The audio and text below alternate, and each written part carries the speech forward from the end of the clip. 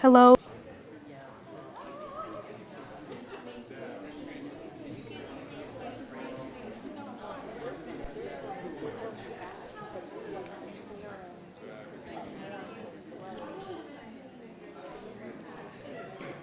Hello, my name is Anna Robinson. I want to start off with thanking Madam Mayor and the Council for having me here today to share my portion of the internship project.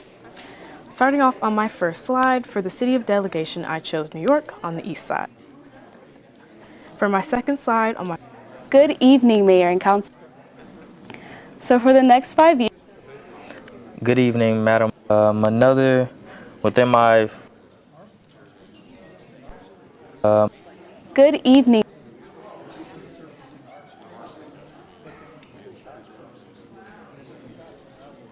Hello, my name is Anna Robinson.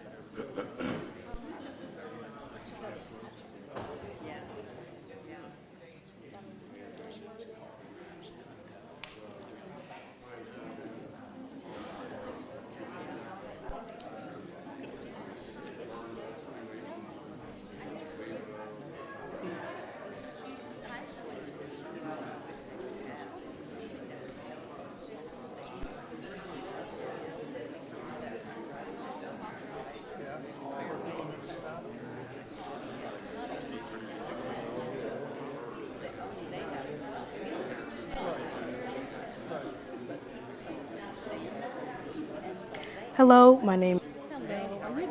For my second slide on my Hello, my name is Anna Robinson. I want to start off with thanking Madam Mayor and the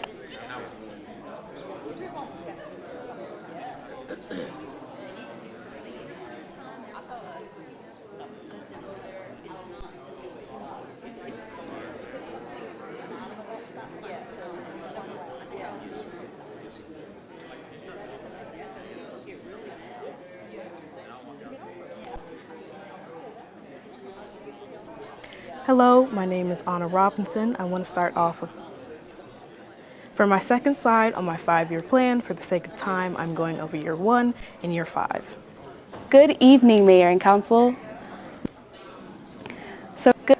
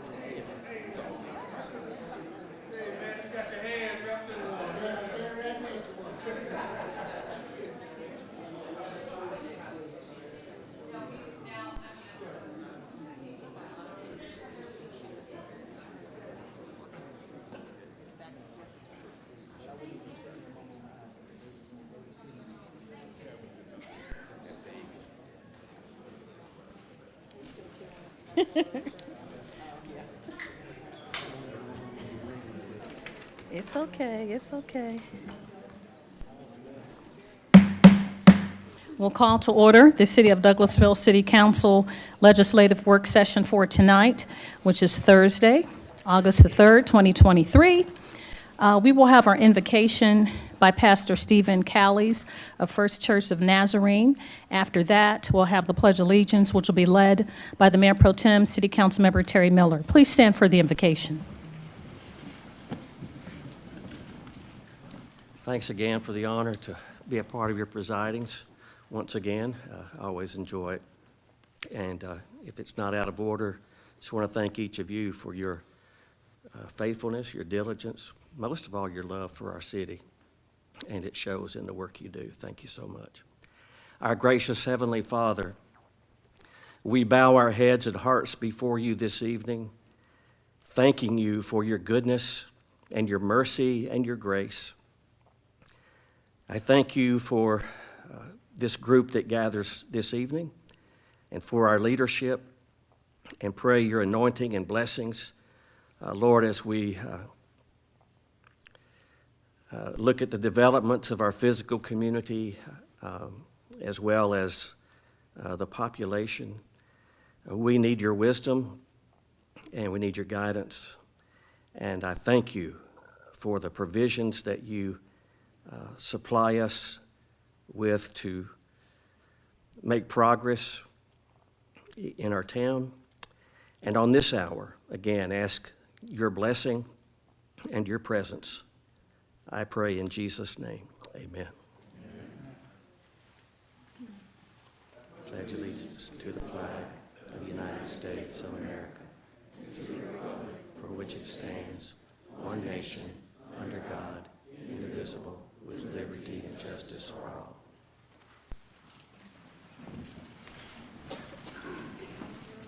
Thank you so much, Mr. Mayor Pro Tem, for leading us in the Pledge of Allegiance. And Pastor Callies, we thank you so much for that poignant invocation. My name is Rochelle Robinson. I'm mayor of the City of Douglasville. I'd like to welcome you to the Douglasville City Council. This is a work session where agenda items will be presented for discussion tonight only, and no official action will be taken on these items until next Monday. So again, I'd like to welcome you to this meeting. If there is business that you're here for and it's not listed as an agenda item, there will be ample time under the agenda item comments from citizens and delegates for you to discuss your business. There's just a few protocol issues I'd like to go over with everyone, and then we can get into the meat of the meeting. I need to make you aware of just a few things. I ask that you would please keep your comments and presentations on a professional level, dealing with the facts that are important for this governing body to make our decisions.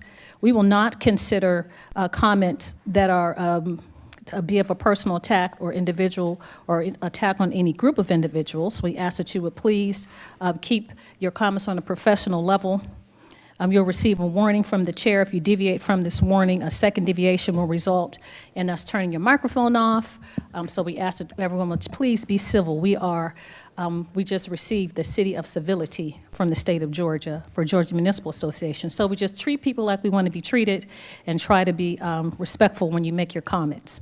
Only one person speaking at a time. Please do not applaud or react to speakers or speak from the audience or cheer or carry on a conversation when you're at the microphone.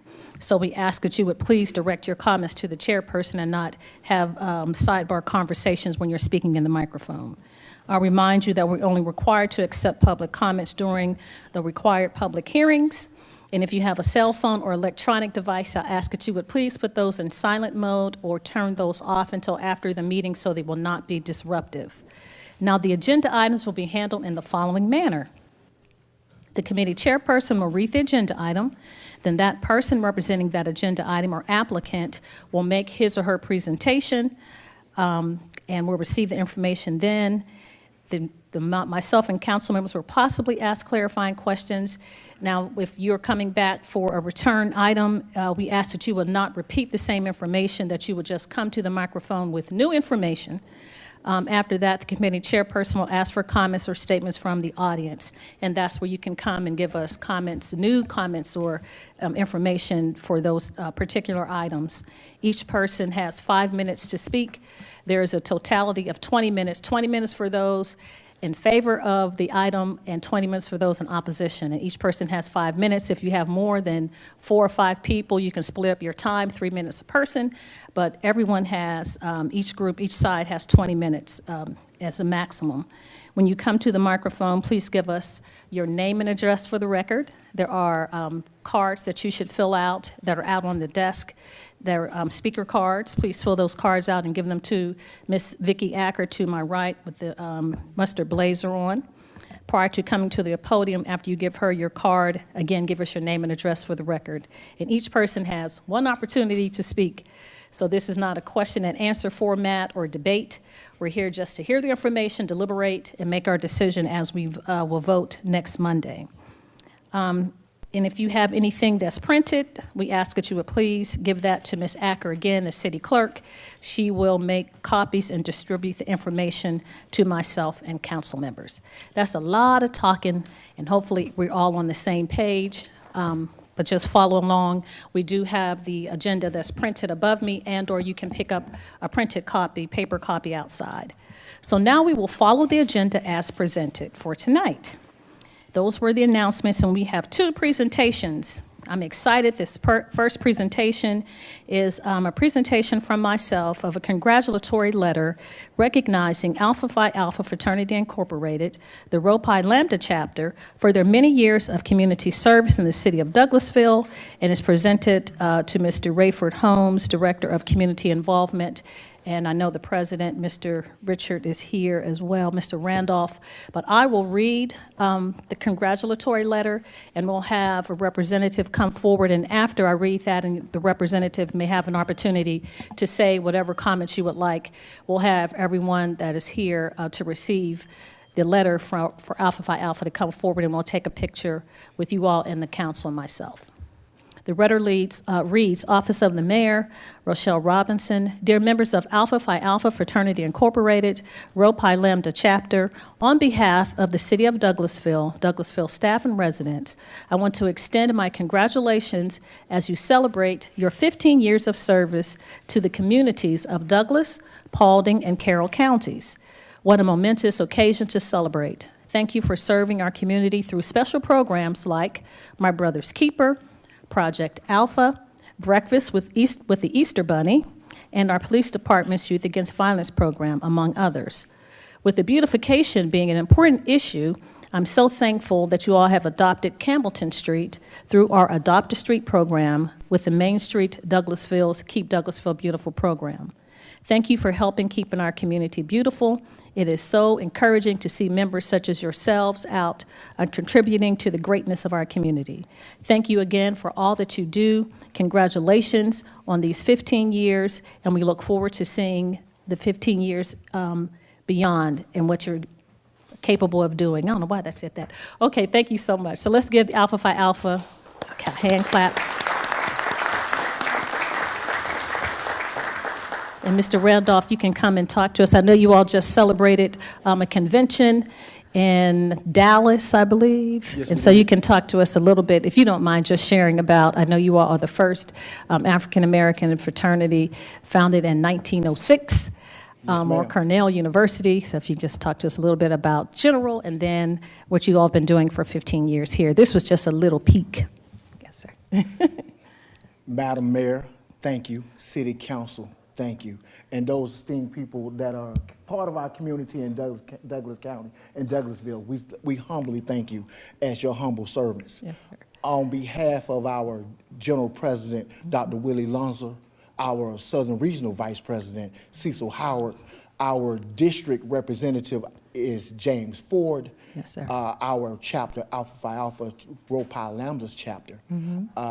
We humbly thank you, and all those brothers thank you.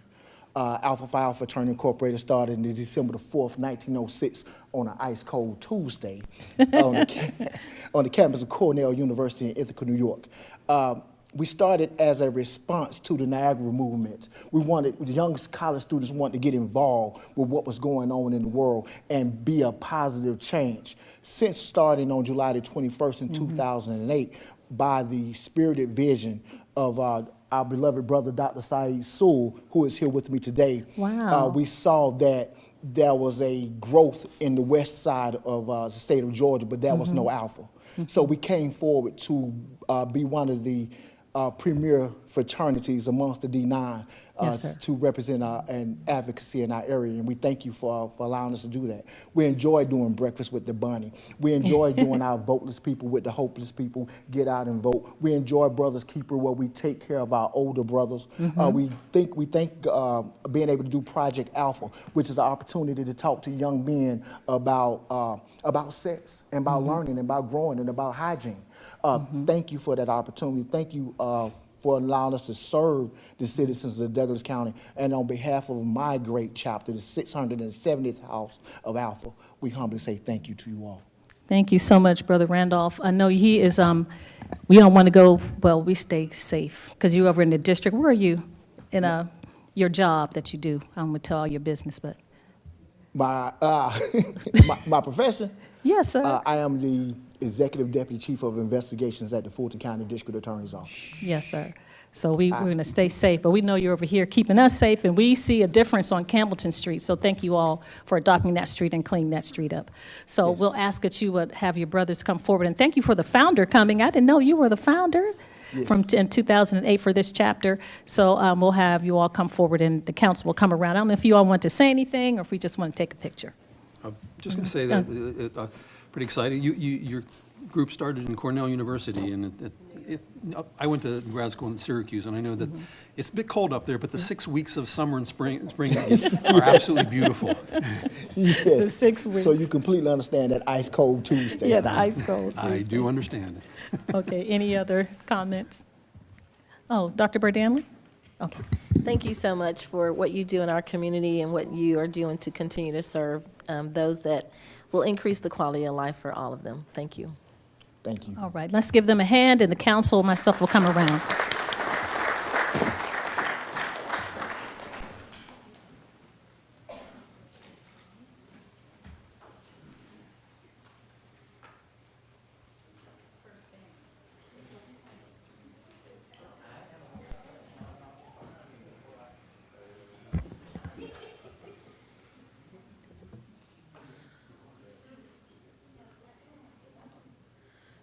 Coach, if you could move this way, if we could keep moving this way.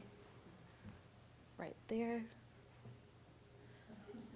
Dr. Burdanley, if you could come right there.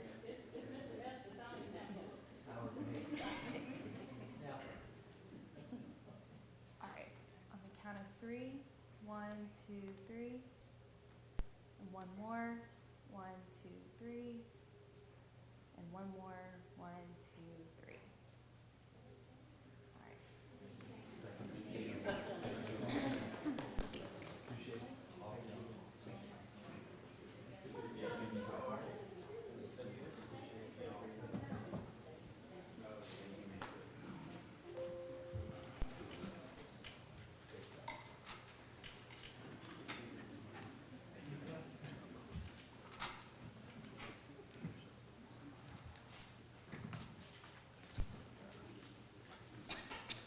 Thank you all so much. And we do have another presentation. It is our summer staff interns for 2023. Mr. Jimmy, how you pronounce it? Jamel Giggins. And one of the interns is an Alpha. Where is the intern that was for the parks?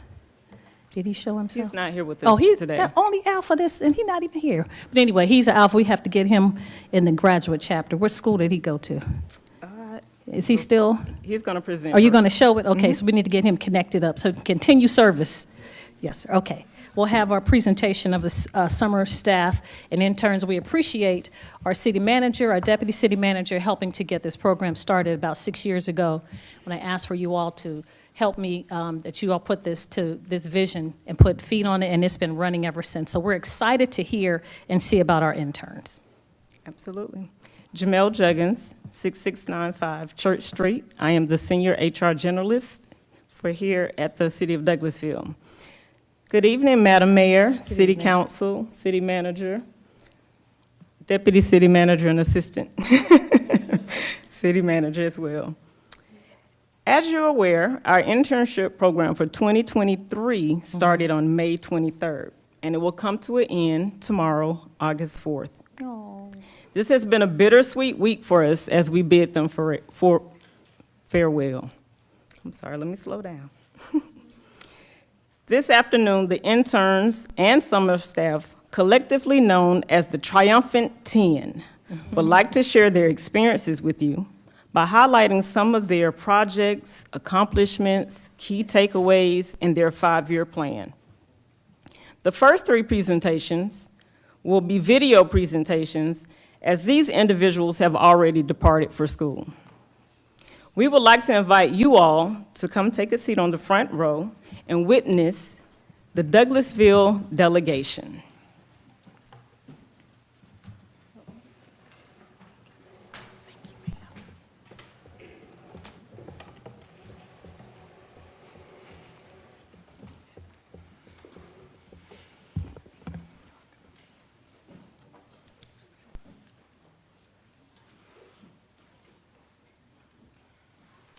Ms. Brown, great.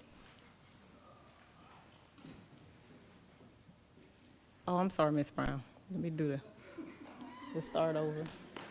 I'm a little nervous. Hold on. Hello, my name is Anna Robinson. I want to start off with thanking Madam Mayor and the Council for having me here today to share my portion of the internship project. Starting off on my first slide, for the City of Delegation, I chose New York on the east side. I am the Community Relations Administrative Assistant. I'm the class of 2024. I'm studying at Savannah State University, majoring in business marketing. For my learning experiences, social media management through Sprout, the importance of community events, and how departments interact with each other. For projects, delve into Douglasville marketing campaign, the intern TikTok takeover, and social media reels. My key takeaway is never be afraid to ask the right questions. For my second slide on my 5-year plan, for the sake of time, I'm going over year 1 and year 5. For my goals, I chose professional development, career, financial, life accomplishment, travel, and other. For year 1, for professional development, focus on campus involvement at Savannah State and receive my first mentee. For career, figure out business career choice in year 5, network and career development. For financial, year 1, begin conscious saving. By year 5, save at least $10K. For life accomplishments, year 1, buy my first car. For year 5, begin house hunting. For travel, year 1, travel to New York. For year 5, travel to Korea. For other, year 1, begin real estate school as a hobby. In year 5, begin family planning. So I want to thank you again to the Council for having me here to share my portion of what I learned in the summer at the City of Douglasville. Good evening, Mayor and Council. My name is Joya Mitchell, and I served as the spring and summer intern for the Community Development Department. For this presentation, I represent the City of Dubai, and I seek to inform the delegation on our modern architecture styles and development techniques. So throughout this internship, I've been fortunate to acquire new learning experiences. One of the things I've become comfortable with is using BSNA to research departmental records and using Municode to research our city's ordinances as well as the ordinances of other municipalities. Another thing I've become comfortable with is using the research I found in Municode and to structure memos that I can present to Douglasville leadership. Additionally, I've been able to work on several projects during my tenure here at the City of Douglasville. One of those projects has been the 2023 Comprehensive Plan, and what I most enjoyed about this project was the opportunity to facilitate community input meetings as well as community stakeholder meetings at several locations throughout the city, so Jesse Davis Park, the Farmers Market, and things of that nature. But what I really enjoyed about this experience or working on this project was the opportunity to hear the honest and candid perspectives of the constituents of Douglasville, the citizens of Douglasville. So if you were to ask me what my biggest takeaway from this internship has been, is that collaboration is essential in local government. I've seen so many overlaps between individual departments and within divisions within one department that it's nearly impossible for one entity to make a decision that doesn't impact the others. So I can honestly say that collaboration and cooperation are essential for this type of industry. So for the next 5 years, I've listed out some short-term and long-term goals that I hope to achieve. In terms of my educational and professional goals, I plan to get my master's degree in city planning, and then I plan to become a certified city planner and GIS professional. And in terms of my personal goals, I aspire to be a more well-rounded individual, someone who exercises regularly, travels at least once a year, and joins a civic organization so that I can have some type of participation in my community. So that's pretty much the end of my project, but I do want to say thank you for this opportunity to work within your city and get to know about Douglasville. Good evening, Madam Mayor and Council. My name is Martrell Bell, and I am the current Summer 23 Parks and Rec intern, as well as the Spring 23 Parks and Rec intern. I'm a student at the University of West Georgia. I recently graduated with my bachelor's on July 22nd, and I will be going to school to complete my master's starting fall of 23 in healthcare analytics. My city of delegation I chose was Los Angeles with the Universal Studios. So when I think of Parks and Rec, I think of a bunch of places all in one area, so that's what I came up with. My learning experience throughout Parks and Rec was definitely camp field trips and supervisors, so that was very fun, just watching the children and supervising over them. We had the opportunity to go to do putt-putt before, so that was a very fun experience, as well as park maintenance, and just throughout all that I enjoyed learning while also working. Some of the projects were Splash and Play, playground renovations, as well as the fishing derby and sports education. Within sports education, I worked with Mr. John Penn, and we just went over the fundamentals of how to show more respect towards volunteers and referees in that aspect, as well as making sure the parents and just everyone in general are just being respectful to one another. Key takeaways was community feedback, because without the community's feedback, we wouldn't know how to progress within the community, as well as taking time to get to know the campers. While working, we shouldn't just think of it as just work. We should think of it as making a change and just getting to know one another and building connections, as well as you never know who you could help in the long run, I would say. Within my 5-year plan, I would say it goes along with master school, because I will be going to master schools for about a year and a half, so possibly the spring 25. And it would be in healthcare analytics at the University of West Georgia. So year 1, I want to get as much experience as possible, so I'm looking to gain an internship or anything that's just relevant towards my career aspirations. Health-wise, I want to say as much as in shape as possible. I think health is definitely wealth, so just want to maintain a healthy mind and a healthy lifestyle. So I just want to stay on track with that. My others, one of the many things I became interested in is running 5Ks. So I would say that's a good stress relief, or just something to just keep me active and just enjoying. So I tend to do those with my fraternity brothers or people that I'm just well connected with. So I would say that is one of the main things on my 5-year plan that I have mapped out throughout the years, as well as traveling. So recently I began traveling. This past year I went to Montego Bay, Jamaica. Then I would be going to Miami, Florida. So I just want to continue just going different places every year. So next year I want to try Turks and Caicos. The third year I want to try Cancun. Fourth, Hawaii, and just et cetera. So I would say that's definitely my game plan.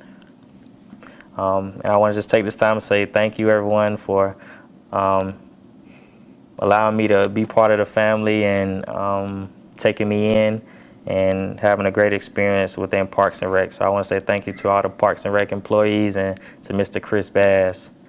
Thank you so much.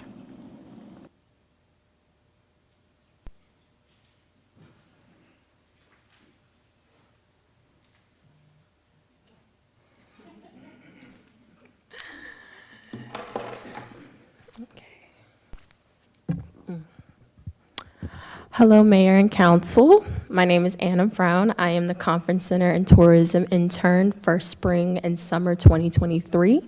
Today, I'll be representing the City of Paris as our department does represent a travel industry, and the City of Paris is one of the top tourism destinations in the world. So I have definitely learned a lot concerning the, concerning the travel and tourism industry.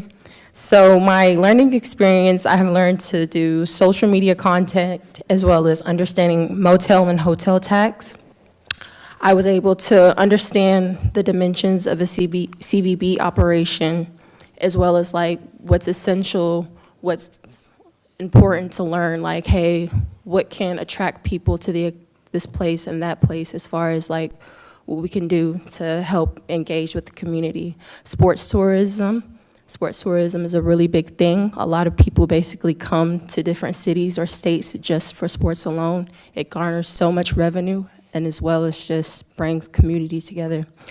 Administrative work, I was basically a receptionist at the Welcome Center if you guys ever came, so that helped me a lot with administrative work. Sponsorship opportunities, considering I was able to work with the amphitheater and learn a lot about that, as well as event coordination. So my projects, I had basically separate projects. Like I said before, with the Greystone Amphitheater, I was able to help Samantha with, security, securing events and rentals, motor coaches, fencing. And I also had a hand in the Eventbrite coordination as well. And I did a lot of extensive research regarding clear bag policies and whatnot. The Welcome Center, I was able to do interview projects and submit a lot of bag requests, and I was able to ship out relocation packets, some of the highlight worthy states, California, Hawaii, Mississippi. My key takeaway is I didn't realize how big travel is to the economy. So for instance, I referenced in 2021, Douglas County made $266.5 million just from visitor spending alone. And I think another thing I was able to take from this experience was how I could excel better. My 5-year plan, So with my 5-year plan, for the sake of time, I will just go from year 1 to year 5. So for my professional development, I am currently studying for the LSAT, and I do have high hopes to get a good grade, so 170 plus, where I'm striving for. And then by year 5, I would be out of law school and passing the bar. My career, Conference Center and Tourism intern, and then by year 5, I will be a lawyer. Finances, right now I'm trying to build my credit and just understand the works of credit. And then by year 5, finalize my car payments, own my first car, rent an apartment, and then health consistent with volleyball, and then having a gym routine. Travel, we do plan on going to Cape Town this fall, so I'm really looking forward to that. And Europe, I would love to be in Europe by year 5. And then right now what I'm focusing on more than ever is just having a peace of mind. And I want to get a cat. I can't get one now because my sister won't have it, so yeah. Okay. Thank you guys so much for having me, and thank you so much to the City of Douglasville. I appreciate every single one of you. Bye.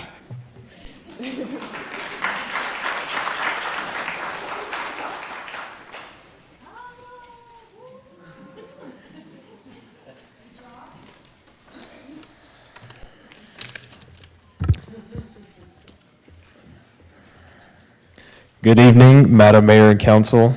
My name is Kyle Callan. I am the intern for the Human Resources Department. As a junior at Kennesaw State University, I'm pursuing a bachelor's degree in accounting.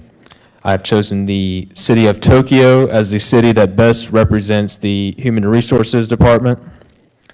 Tokyo stands as one of the safest cities in the world, and our aim in the HR department is to foster a similarly safe and secure environment for all staff by prioritizing the well-being of employees and creating a secure and supportive work environment. During my internship, I have gained valuable learning experiences in various areas, including FMLA, data analysis, human resources standard operating procedures, interview skills, leave management, benefits, and record management. I have successfully completed and am currently making progress on multiple projects. Some of these projects include designing a landing page for veterans, conducting extensive reconciliations of employee files, revising the human resources SOP, researching digital operations to assess the viability of implementing a streamlined digital filing system, and integrating diverse data sets into a standardized and analyzable format. A key takeaway from this summer is the realization of the intricate connection between human resources and law. This vital department involves ensuring compliance with employment laws, safeguarding employment rights, promoting workplace safety, and conducting investigations related to employee regulations. I have laid out a 5-year plan encompassing various personal, academic, and professional milestones that are significant to me. While all of these goals are significant to me, I've highlighted a few that I am most excited to work towards, like the sub-3-hour marathon in year 2, obtaining my MBA and CPA, and building a house in year 4, and learning more about investing in real estate in year 5. Pending your questions, I would like to take this opportunity to conclude by thanking the City of Douglasville and the Human Resources Department for allowing me this opportunity, and I am looking forward to continuing my internship through this fall.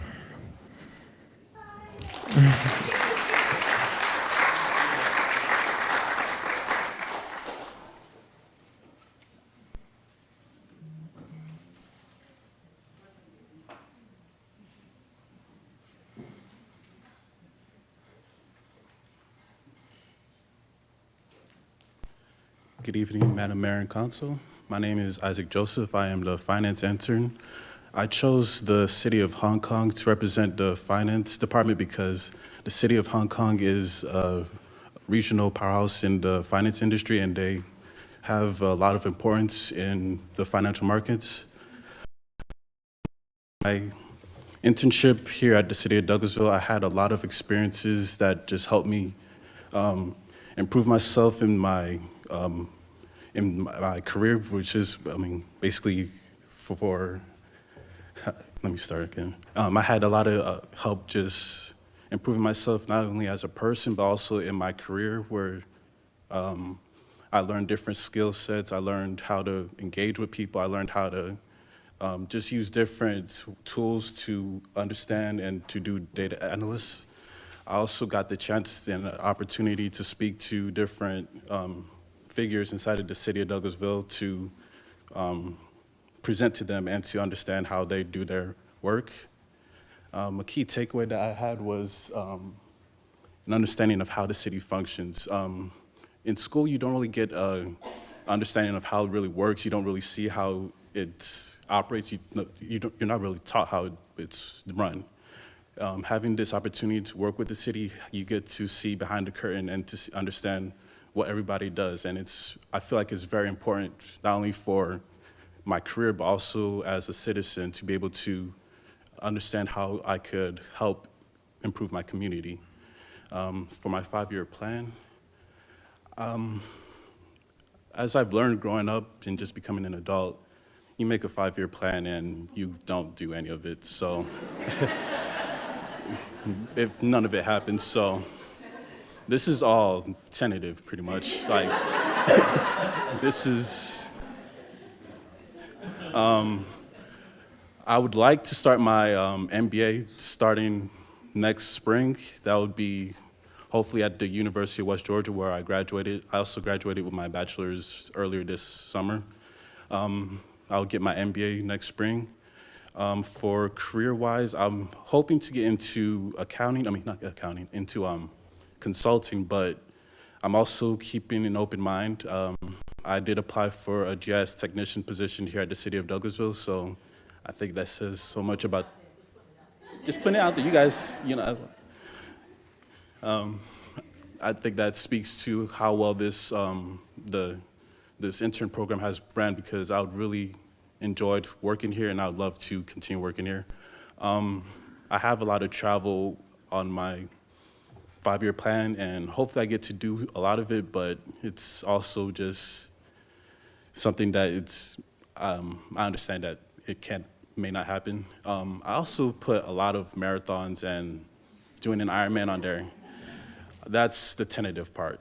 That's the tentative part. And that's just mainly what I have. I also put learning how to speak French and Spanish. My family is from Haiti, so learning Creole and Spanish would be something that I would love to do. And just trying to be a well-rounded person, always learning, continue to improve yourself. That's what I'm trying to do. I'd like to thank the City of Douglasville, the Finance Department, Ms. Callan, Heather, and Shane. They've been instrumental in helping me to become a better person, becoming a better leader, and just helping me to improve. So, any questions, or I'll just head off. Thank you.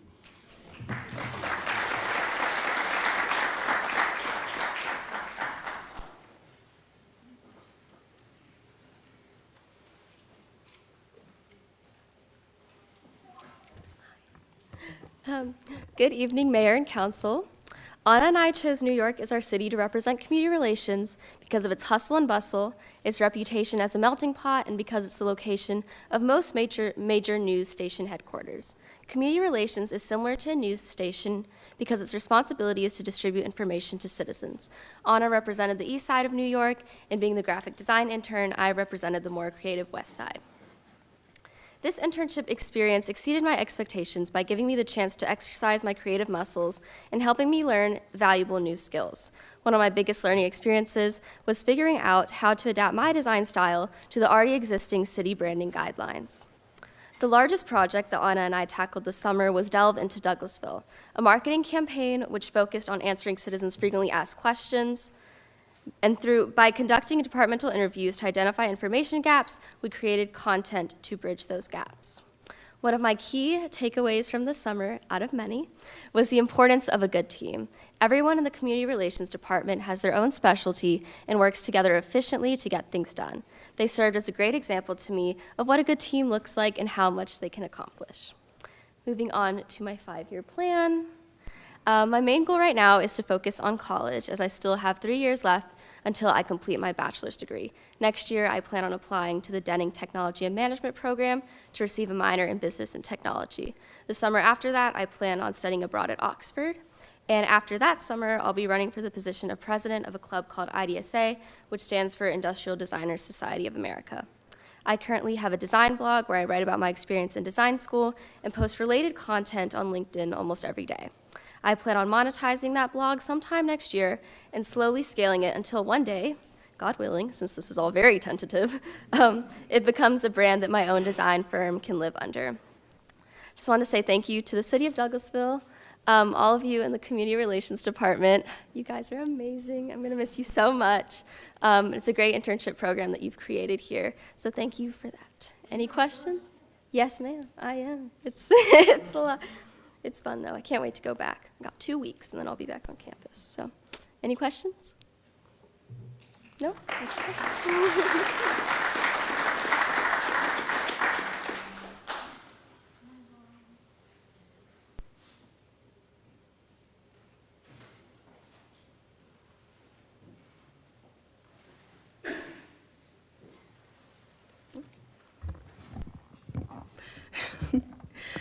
Hello, Madam Mayor, council members. My name is Bonnie Varley, and I was the IT intern here at the city of Douglasville. So my city was Silicon Valley, because it is well known for being the hub for tech startups and innovation. So one of my primary responsibilities involved wiping data from retired laptops and computers. Ensuring the secure removal of sensitive information from devices was a crucial task that I was proud to be a part of. In addition to data wiping, I had the opportunity to assist with help desk tickets, addressing user issues, and providing technical support has taught me the importance of effective communication and patience in resolving issues. Interacting with various problems other city members face has been both a challenging and rewarding, as it provided me with valuable insights into technical support. Another project that I undertook was creating layouts for security cameras. As an intern, I have also learned the value of teamwork. Working closely with those who have experience in the field of IT has been an incredible learning experience. They have generously shared their knowledge and expertise, which has accelerated my growth in the IT field.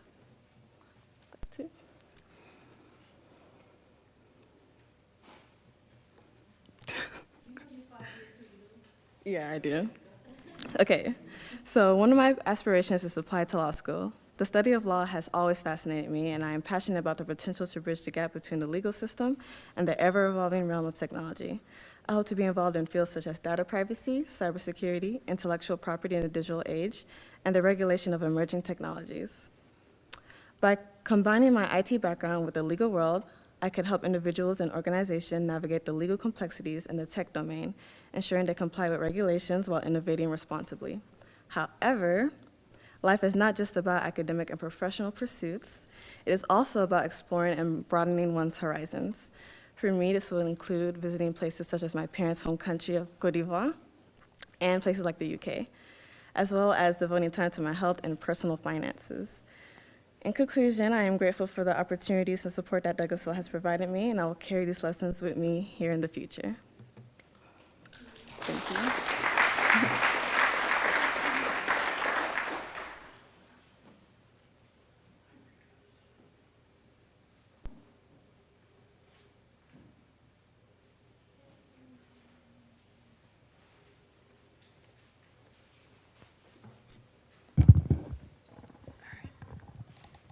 I'll get this situated first. Hello, everyone. I'm Kelly Green.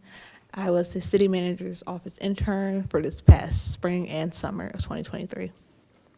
I graduated from Fort Valley State with my bachelor's in business administration with a concentration in marketing. Some of the projects that I worked on were the senior management report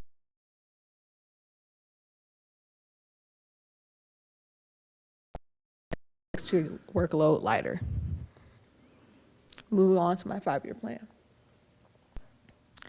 Some of my 5-year plan would include becoming proficient in Spanish, getting a puppy. I've always said since I was younger that I wanted to do a TED Talk. So prepping my TED Talk in year 5, working out consistently. And I'm proudly able to say one of those goals in year 1 are already accomplished because I get to stay on here at the City of Douglasville as an executive assistant to the engineering department.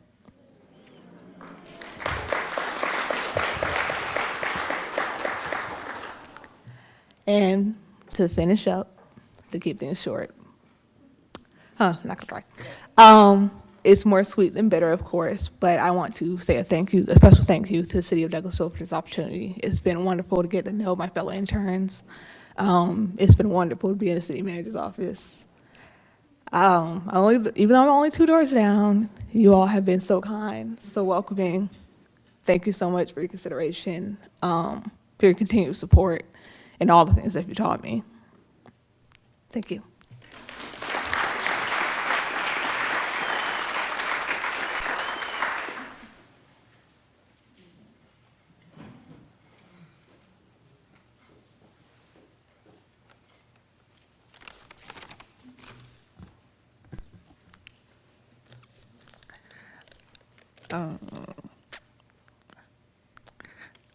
My name is Carlina Weathers. I was the spring and summer intern for the city clerk's office. Good evening, Madam Mayor and council members. I selected the city Philadelphia because between 1790 and 1800, Philadelphia was considered the official political capital of the United States. So I chose that city for the city clerks because their position is critical for the city government to function. The first project I contributed to was assisting the city clerks with communicating with each department and creating a spreadsheet to document what records their department retained. All of this information was valuable for the city clerks because they were in the process of creating a records retention policy. The second project I had the opportunity to assist the city clerks with was scanning previous years from the minutes index, then transferring that information into the designated drive. Next, I helped to create many Excel spreadsheets to organize all of the provided information. There were two learning experiences I had was using iCompass and Laserfish. Being a city clerk, you must be very thorough with keeping track of all of the City of Douglasville records. That is why I selected the skill attention to detail. My 5-year plan, there are many things that I will accomplish within the 5 years, such as gain full-time employment, hiking the Appalachian Trail, traveling to Amsterdam, and learning a second language. And that concludes our program.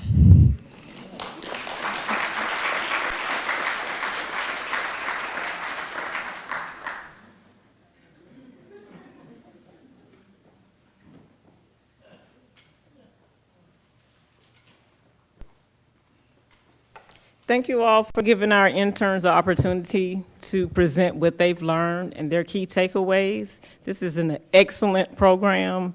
We're going to miss them just as much as they've missed us. So thank you.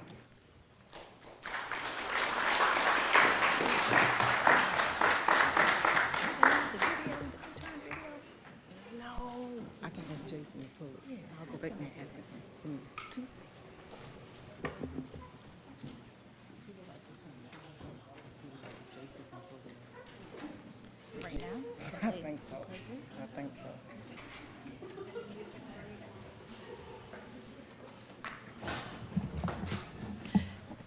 We really appreciate the opportunity for our interns to share with us, and it's a blessing to be able to give back in our community. It's our responsibility to bring forth the next generation.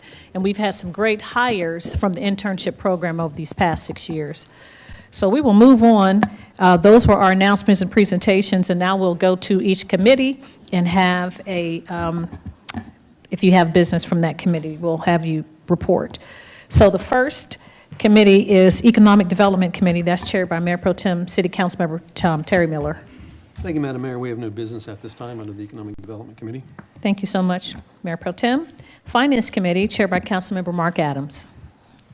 Thank you, Madam Mayor. We have one Yes, item sir. tonight to discuss under finance, and that is to authorize the mayor to sign a proposal agreement with Denice Companies Incorporated for the digital signage and wayfinding project. Mr. Marcus Thompson was the printed representative, but I see that he has someone else standing in for him, and we look forward to hearing from you on this item. Alicia Mann, Project Manager, 6701 Church Street. Staff has received 2 proposals for the digital signage and wayfinding project. This project consists of a digital sign for Police Department, our second gateway sign at Freedom Island, Hunter Park, Conference Center, Jesse Davis, and then there's 2 other signs that will not be digital, which is the Ike Owens and the Cedar Mountain Maintenance Facility. You can see the designs in your attachments, which will feature all of the signs, all the designs that were previously designed by Sky Design. The only thing that will be different is the public safety design. They will have a retrofit digital screen that will they'll still have the same similar sign to match the pointed architecture of their building already. So they'll just have a retrofit digital sign in the middle. Of the 2 designs, there were quite a bit of a price difference. This was due to Denice does all their digital work in-house, and there was also some savings on the materials that they have put in their proposal. The project is estimated to take about 6.5 months, and I'm here to entertain any questions. Thank you very much, Ms. Mann. We appreciate that presentation. You all have there in front of you the two replies to our request for proposal. And of course, Denice Company is a local company that I'm sure that most of us are familiar with. Is there anyone that has any questions for Ms. Mann concerning this report? If there's not, we will take this up on Monday, voting to make a decision on which company to go forward with, but your recommendation is Denice Sign, is that correct? That is correct. Thank you so much, ma'am. I'm sorry. Yes, hold on. Chairman, 2 questions. Thank you. The presentation looks really great. I just would like to see will there be a sign for Fowler Field as well as the Willing Workers Digital? No, that was not in this proposal or the designs. I don't think that was in the original 10 sign locations to begin with, is that correct? Correct. So it was not included because, That was part of the construction. Mr. Bass can address that, but if you wanted to add digital signs to that, we would have to redo those. But Mr. Bass, you want to come up and address those signs? yeah.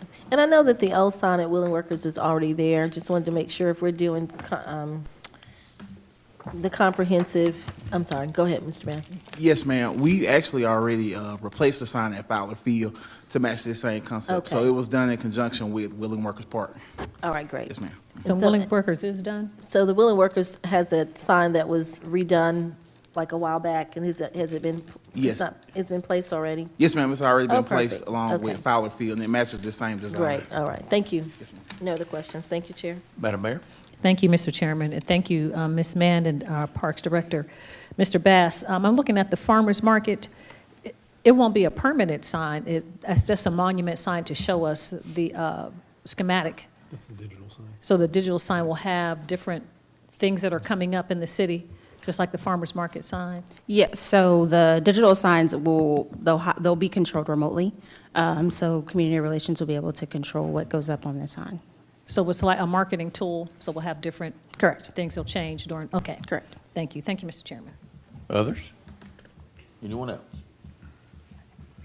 All righty, thank you, Ms. Mann. We appreciate the presentation. We'll take that up on Monday. Madam Mayor, that's all that we had tonight under finance. Thank you so much, Mr. Chairman, and thank you to staff.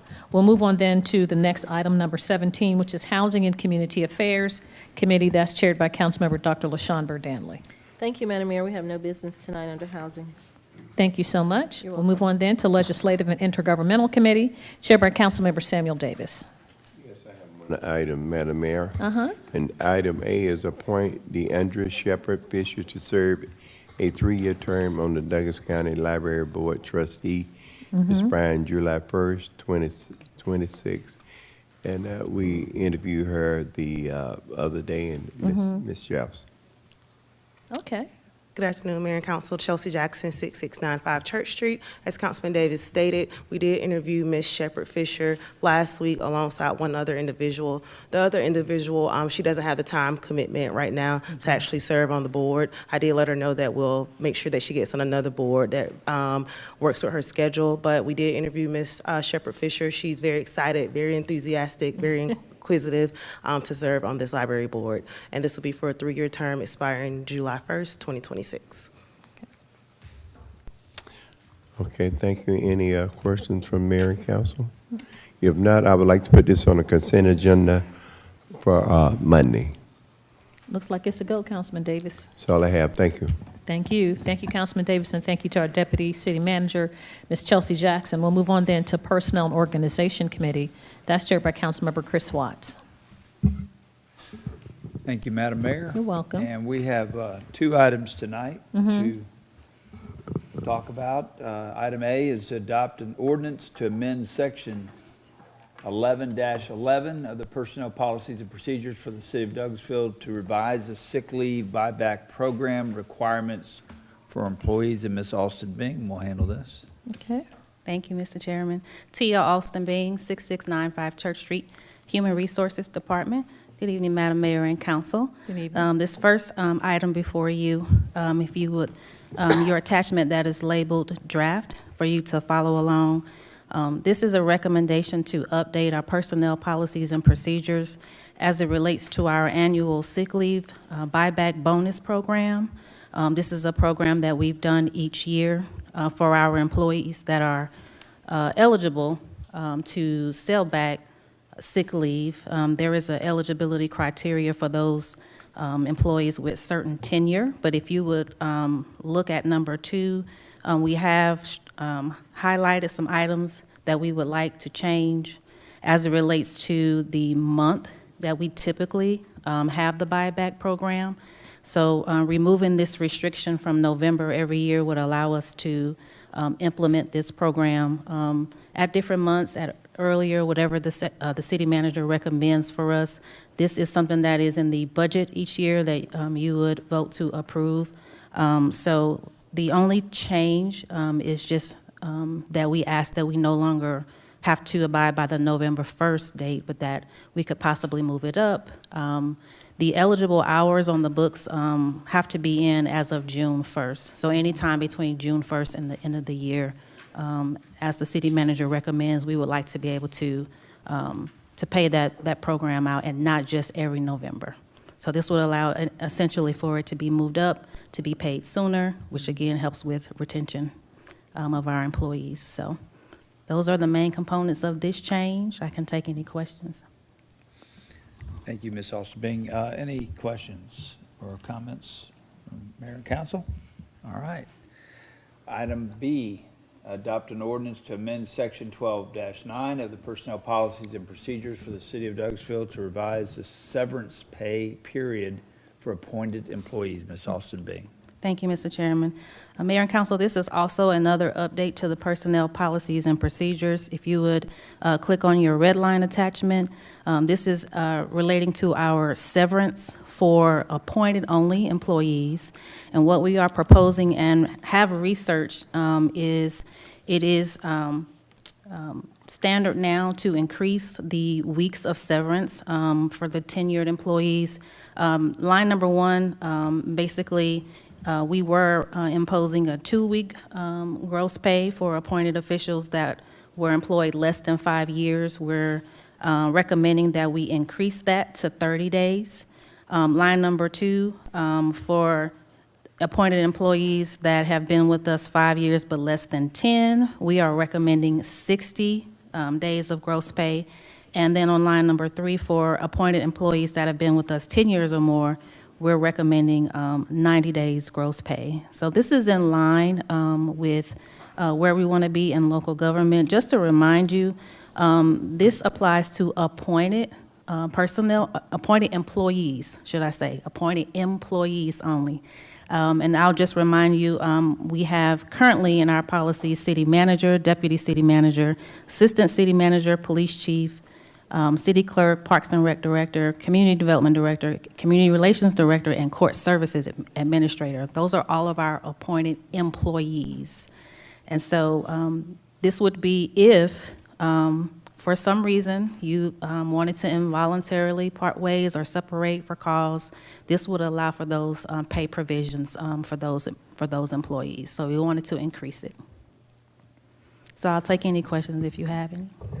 Ms. Austin-Bing, as we talked about earlier, both of these policies are also part of our efforts to attract and retain. Yes, sir. As you and I spoke earlier about, typically when employees are looking for positions such as our appointed positions, they are wanting to know what is the overall package, benefits, outlook as an appointed employee. It's typical to ask that question, and so we want to just to be fair and to be in line with where the workforce is trending now as it relates to our appointed positions. If for some reason then we would have these provisions to allow us to attract and to retain. It is a strategy, but definitely to attract because we would be providing more provision for those employees. Thank you, Ms. Austin-Bing. Any questions or comments? Yes, Madam Mayor. Thank you so much, Mr. Chairman. Thank you, Director Austin-Bing. I did have a question about, you said the appointed employees. I know that we appoint our chief judge, municipal judge, or associate judge, and a municipal solicitor. So how does this impact them? Yes, ma'am. I'm glad you asked that question, hence the reason for highlighting the word employee, because the individuals that I mentioned just a while ago are employees of the city, and those individuals are contract employees. So there is a difference in the definition, so they would not apply to our personnel policies and procedures. Okay. And before, everything that's highlighted in 12-9, the three different entities that you've talked about, these three sentences and all the changes, had not been revised for 20 years, correct? Yes, beyond me, I know the city manager probably has more history on that, but I would say so, so at least 10. Yeah, I think it's been in the policy for a long time. I mean, above and beyond recruitment and retention, as Ms. Austin Bing was mentioning, just want to remind you all, your appointed staff are appointed at will. At any given time, 4 elected officials can make a decision that that individual no longer has their position. So to have a severance that is only equal to either 2 weeks or something less than 30 days is really a disadvantage to hiring an individual that knows that they're coming into an appointed position that really is subject to the will and desire of the mayor and council. So in order to provide some type of comfort or support that when they're entering in that position that there would be some severance. Now, this does not apply to cause. So if that individual does something, violates a policy or so on and so forth, but sometimes employees don't work out. And we have had instances where the mayor and this mayor and council have parted ways with employees, and those appointed employees were only granted that less than 21 days of severance. And city manager, does this preclude, or it is not in addition to or separate from the question for like the chief of police? I know he's been our chief for very long. He still has his retirement and all. Absolutely. This really only applies to severance if you decide to part ways with any of your appointed official. And the names that Ms. Austin Bing mentioned, they are your current appointed employees. Per your city charter, you're allowed to appoint any employees that you desire or you deem necessary. So it's not necessarily that the current ones who are appointed are the only ones. If in any future given date, you all want to appoint any other officials, you could do so. But this would apply to those. But this is only appointed staff members, and it does not include myself, because I'm a contracted employee. So it is only your appointed department directors. Okay, thank you so much. Thank you, Mr. Chairman. Yes, ma'am. Any other questions or comments? I'd like to place both these items on the consent agenda for Monday, if that's all right. I see heads nodding, so it looks Yes, like it's ma'am. good, Coach. Thank you, Ms. Austin Bing, for your report. Thank you. Thank you, Coach. And what we will do, city manager, is make sure once this goes through and make that update with Unico, we will make sure that that position is not on the update. All right. Madam Mayor, that's all we had tonight under Personnel and Organization. Thank you so much, Councilman Watts. We'll move on then to item number 10, which is Planning and Development Committee. That's chaired by Councilmember Mark Adams. Thank you, Madam Mayor. You're welcome. We have several items tonight to discuss under this Planning and Development Committee. Mm-hmm. We will start with item A, tabled from July 17, 2023. Consider a request for development plan approval for the StoreQuest Storage Development on approximately 4.419 acres on Malone Road in land lots 704 and 705, District 1, Section 3, parcel 07050130008, with plans dated April 14, 2023. The application is William Warren Group Incorporated, James Gordon, and Chad Riddle. The project manager is Bowler Engineering. This is item 23-283. Go ahead, sir. Hello, I'm James Gordon. Good evening, Mayor and Council. I'm from 6701 Church Street in the Engineering Department. The staff is bringing back the same item with no changes. The storage unit is approved by staff with 2 conditions. Those conditions is a modification to the facade and also the requirement to obtain a plat.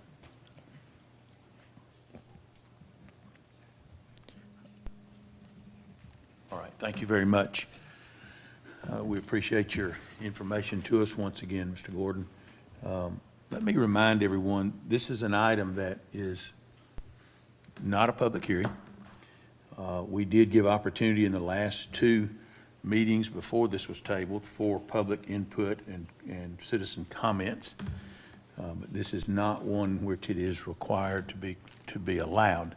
I know that there may be people here tonight that would like to make a statement, and in all due respect, I would be more than happy to hear from you, but I'm going to have some very strict rules that we do this by because we are on a very, very, very long agenda, and we have already been here for a long time. So if there's someone that would like to make a comment, I will give the applicant the opportunity to speak if you have, and I'll say this to everyone that comes forward.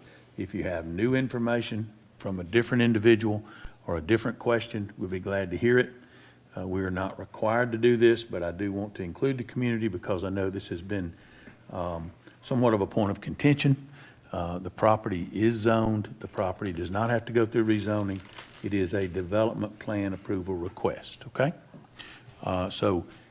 First of all, let me ask if there's anyone, council or Madam Mayor, that has any additional question or information that they would like a question answered by staff or the applicant or whomever. Is there anyone that would like to make a comment or ask a question? Okay. Ms. Stanley, did you have something? Thank you, Chairman. Just wanted to say thank you so much for allowing individuals to speak. The last time this was up, the New Horizons group met, which is driven by the community. The developer, at the time of the meeting, did agree to meet with the community. However, they did communicate with the chair of the New Horizons that they chose not to meet. And New Horizons, I was at the meeting along with my colleague and others, was okay with that. So I just wanted to put that down for the record. Thank you. I don't have any other comments. Thank you, ma'am. Thank you. Thank you, sir. Is there anyone here that would like, and we'll start with the applicant who has come forward with the development plan. If there's any additional information you'd like to provide or any comments you'd like to make, please come forward. Thank you, sir. Anyone here that would like to speak concerning this item? Sorry? Madam Mayor, did you have something?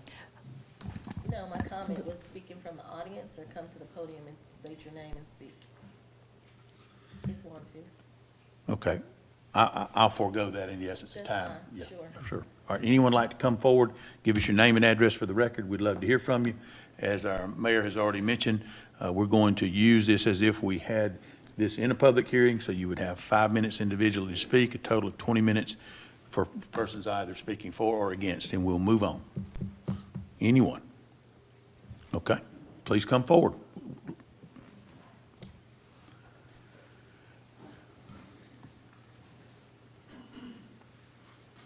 Ma'am, before you start, come forward and give us your name and address for the record. And as you do that, I'd just like to say, if it is information that has already been provided, I will stop you. It's not out of disrespect. It's just in the essence of time, okay? Okay. Go ahead. My name is Hattie Kendrick, Douglasville, Georgia. Address, please. 7971 Carton Street. All righty. Which is close Yes, to ma'am. that location. Thank you. I apologize. Good afternoon, everyone. Good evening. I did not attend the first meeting, so I don't know what was said or what wasn't said. I understand. On me. I guess my question is, there's one already there. What's the purpose of the second one?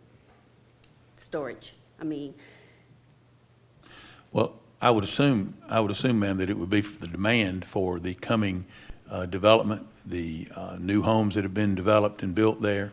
I don't think we are ones here that would be deciding when there's enough or when there's not enough. I think that water will seek its own level, and at the time when the demand and the supply are equal, then I would assume then that there would not be future development of that type. That's just my own input into it.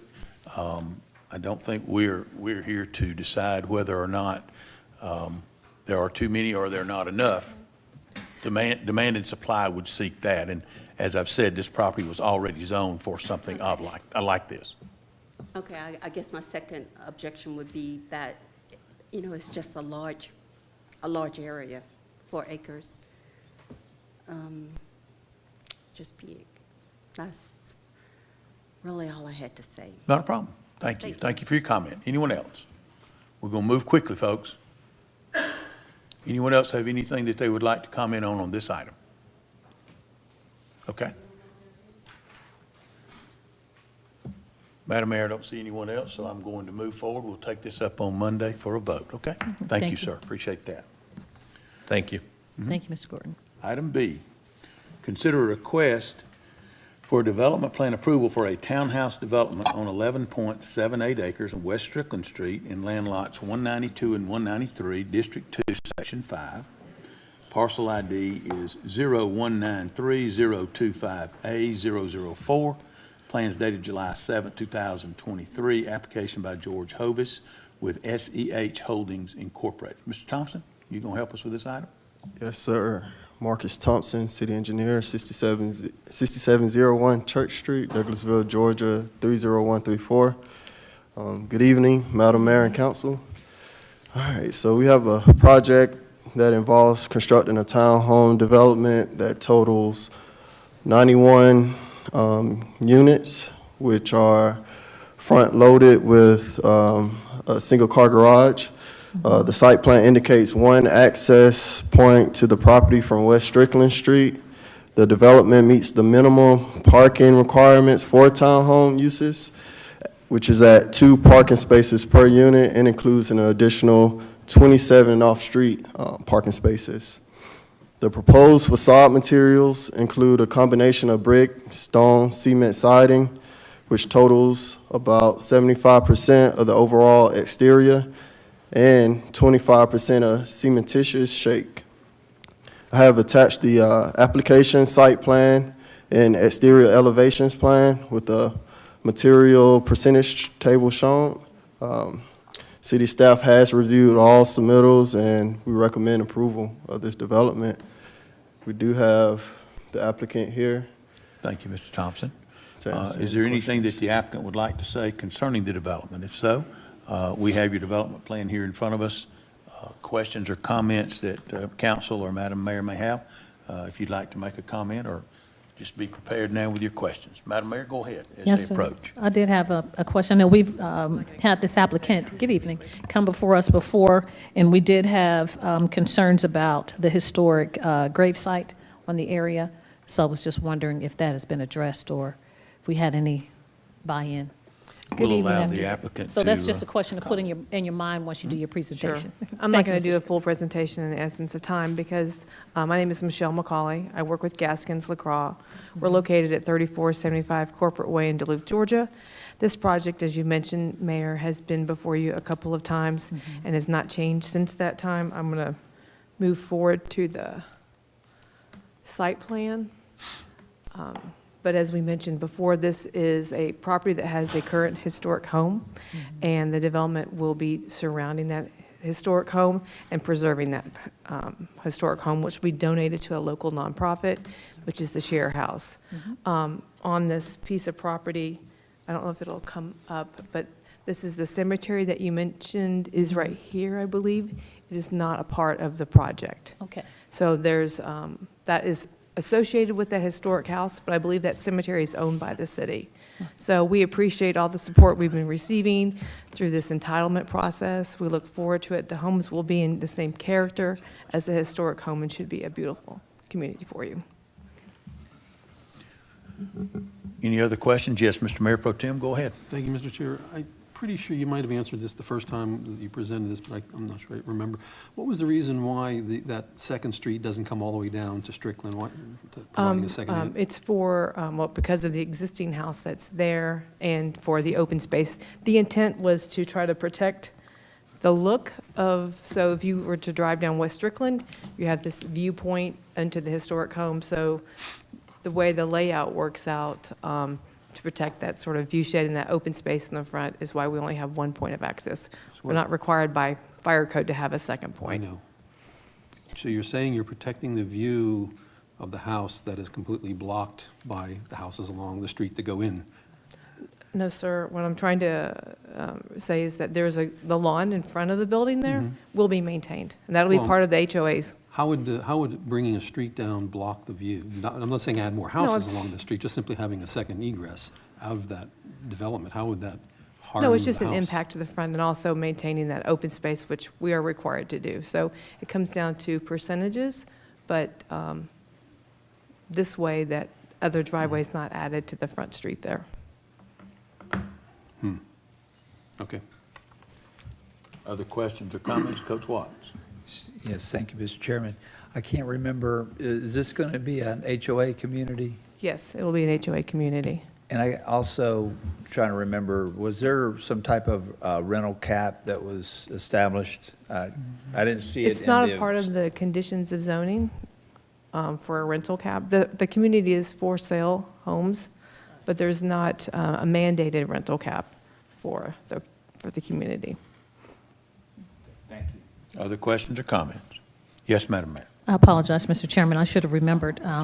The Share House, I know you donated that home, that historic home to the Share House. Is that in perpetuity, or is there a Yes, it will timeframe? be a deed transfer. So that will not happen. It hasn't happened at this time. So as this project moves forward, it'll go to land development, and the individual parcels will be created. And once that parcel is separated, it'll be donated in a deed to the Share House. To the Share House, okay. They will own that property. All right, It will not great. be owned by the HOA or maintained by the HOA. Wonderful. Thank you so much. Thank you, Mr. Chairman. Yes, other questions or comments? Anyone? Okay, seeing none then, we appreciate you all. Ms. McCauley, we appreciate you coming in. Thank you. Mr. Thompson, do you have anything else to add?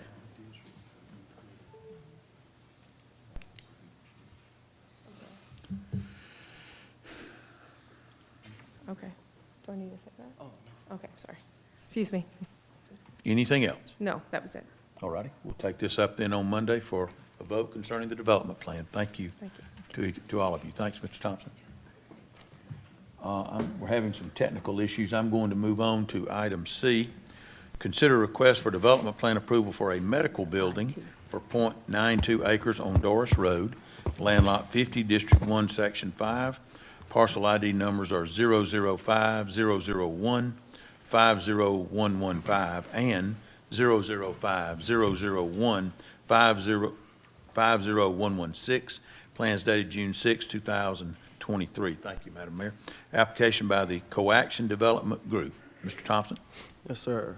Good evening again. This project involves the construction of a one-story office building for a medical use, which totals approximately 6,322 square feet. The site plan indicates one access point for the development located on Doris Road. There are a total of 26 off-street parking spaces proposed, including 4 handicap spaces. The materials proposed for this development are averaged to be about 80% brick masonry, 6% wood siding, and 14.5% fenestration. Again, I have attached the application, site plan, and the exterior elevations plan with the material percentages shown. City staff has reviewed the application and attachments and recommends approval with the following conditions.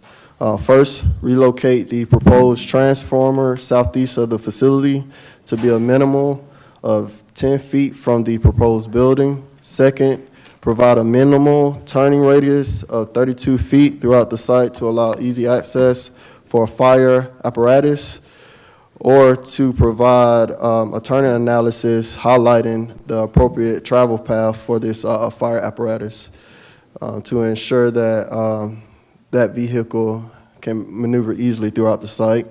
And then lastly, combine parcels 115 and 116. Are there any questions or concerns? Is there anyone here from the applicant that Yes, we do have Mr. Michael Furlong, who's representing the applicant. Mr. Furlong, would you come forward? I just had a couple of questions between the two of you, and then I'll open it up for anyone else. Just want to make sure that the conditions that Mr. Thompson has mentioned, and he's just reviewed each of those, as far as you know, are those doable? Yes, sir. Okay. Is there any problem with the radius? No, sir. For a emergency vehicle to get in? Because I know No. sometimes on these tight sites, you may have done all you could do already. No, You just you're don't right. want to find out about it afterwards. You're right, and we got those conditions. We looked at them yesterday, and they're all doable. I think we turned in what we needed to combine the parcels, and that's in the works, and we looked at the other comments, so we'll be good to go when we turn in construction plans. Will there be any problem in your estimation of moving the transformer? I know that's something that's a utility that's provided that you don't really have any control over, but is that a problem? No, where they have it, there's plenty of space. We can get Okay. it further away from the All building. right, thank you. Does anyone have any questions or comments concerning this? Yes, Madam Mayor? Yes, sir, thank you. Thank you so much for responding to the questions and being amenable to making these staff recommendations, meeting the staff recommendations. So when you said emergency vehicles, are those just police, ambulatory services, or is it like a fire truck? That's it. What we designed to is for fire apparatus. Okay. That's the biggest thing that's got to get in there and get turned Yes, sir. around, right? Yes, sir. If he can get in there, then a police And car can get everybody in else. there. There you All right. are. Thank you so much. Thank you, Yes, Mr. good Chairman. question. Anyone else? We thank you very much for the application, Mr. Thompson. We appreciate it. I'll ask you one last question, and I always do. Everything that is required in our UDO for this development plan it is in place. Facades are in order. Everything is good. Yes, sir, minus the condition. Minus the conditions. Yes, Yes, sir, sir. we understand. Thank you, sir. Appreciate that. All right, moving on. We'll move on to item D.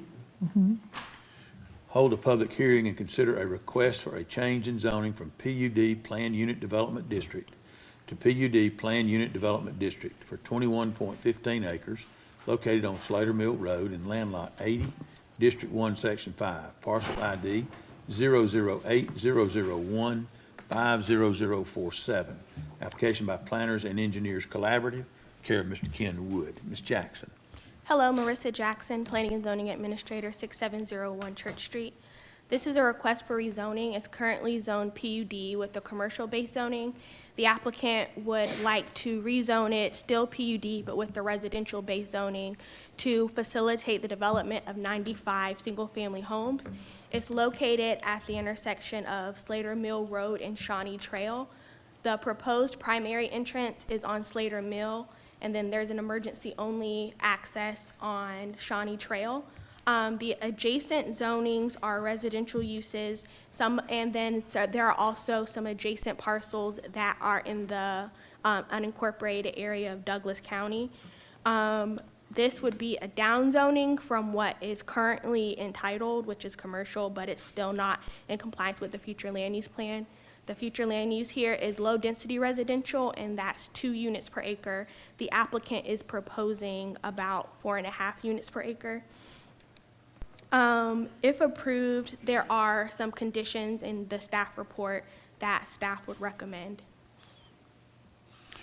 Do you want to go ahead and give us those, just so that we will know as far as any question that we may have of the applicant? Yes, sir. So Please. there are 22 conditions. Oh, gee. Maybe I didn't want to ask that question, No, Ms. that's Marissa. right. Okay. So the site plan will be developed in general conformance to the site plan submitted to city staff dated December 19th, 2022, based on final design and site topography constraints. A sidewalk is to be constructed along all public road frontages of the development and internal streets, including frontage on Shawnee Trail and Slater Mill Road. A mandatory homeowners association will be established and set up by the builder to be taken over once the project is fully sold out. The rental restriction for the HOA is to be capped at a maximum of 10% of the homes at all times. Minimum square footage for the homes is 1,800 square feet. The minimum lot size for all homes is 4,800 square feet. The minimum lot width is 42 square feet. The minimum lot width is 42 linear feet, is that not correct? Not square feet? Yeah, I'm sorry. Linear 42 feet, linear okay. feet, you're right. Go ahead.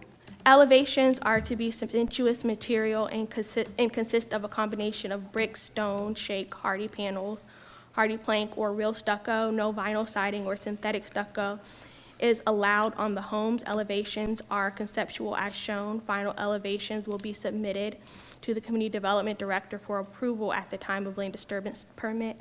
There shall be a 6-foot opaque privacy fence consisting of treated wood along the western property line where proposed homes abut existing single-family homes along Slater Mill Road, and along the eastern property line where the proposed homes abut existing single-family homes along Shawnee Trail. There shall be a 25-foot replanted landscape strip along the western property line where proposed homes abut existing single-family homes along Slater Mill Road, and along the eastern property line where proposed homes abut existing single-family homes along Shawnee Trail as shown on the site plan dated January 16th, 2023, and last revised May 22nd, 2023. All open space setbacks and lot dimensions are defined on the attached site plan dated January 16th, 2023, and last revised May 22nd, 2023.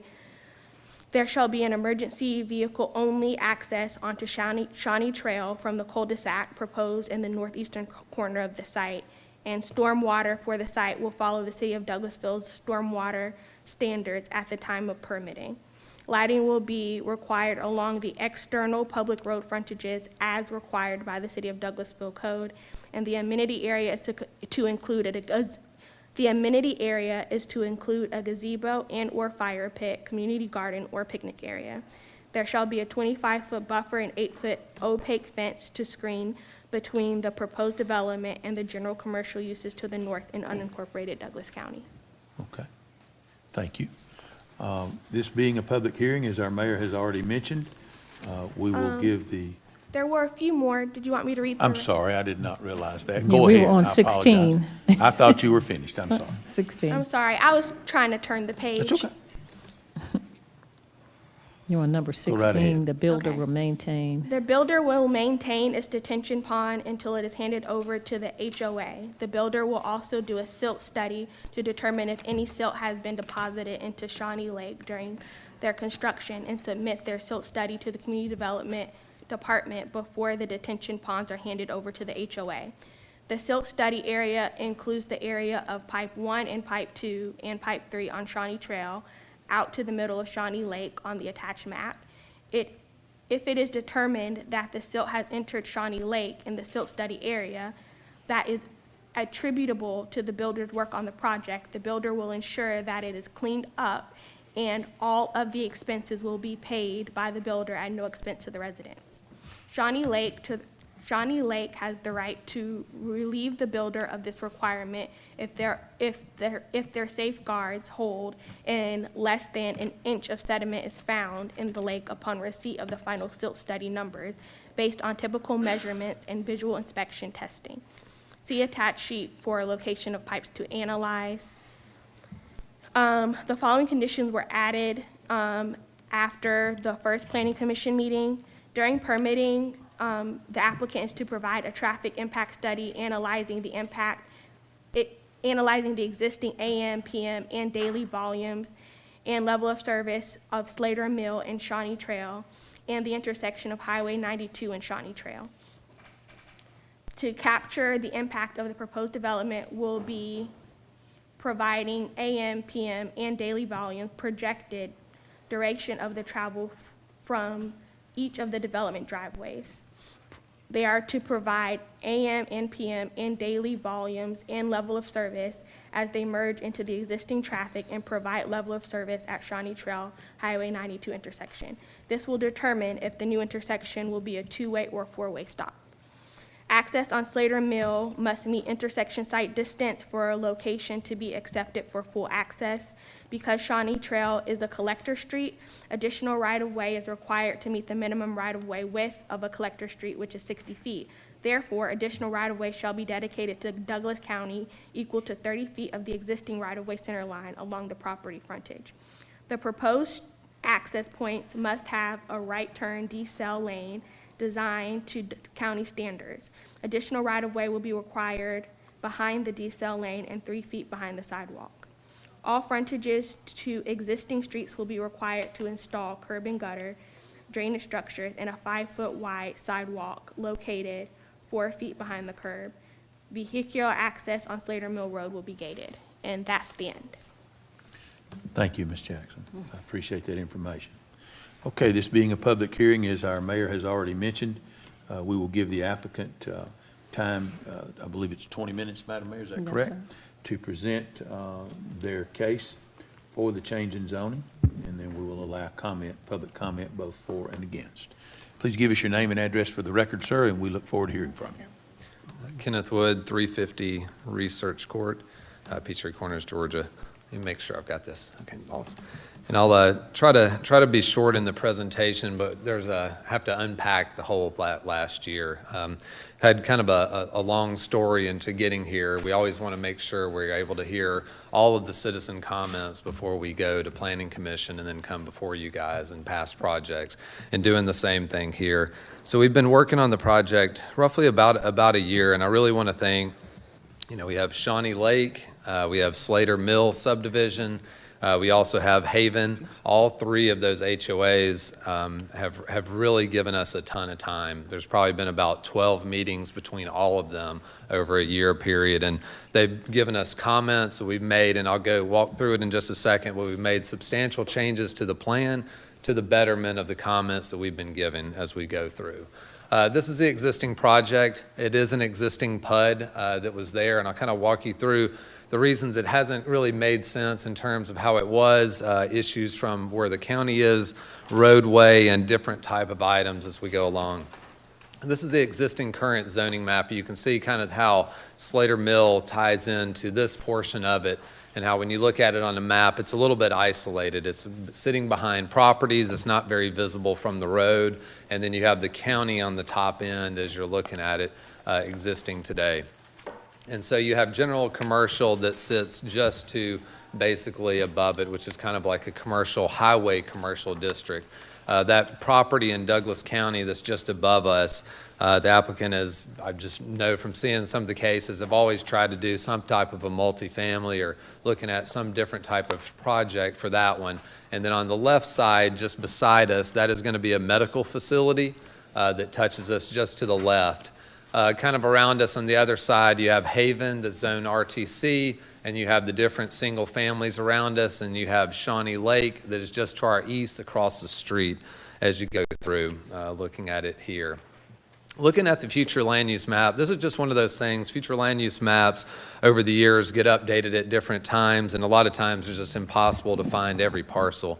Obviously, this parcel being PUD and general commercial would be a higher classification as it sits back in 2005 when it was zoned. But right now the maps have it as a low density residential. Up against the highway commercial, the office commercial, and then even below us on some of the other densities, you can kind of see why we feel like we're right in line with where the densities are, especially on a transition. This is the subject property from a density map. You have Haven right below us. They're at 5.1.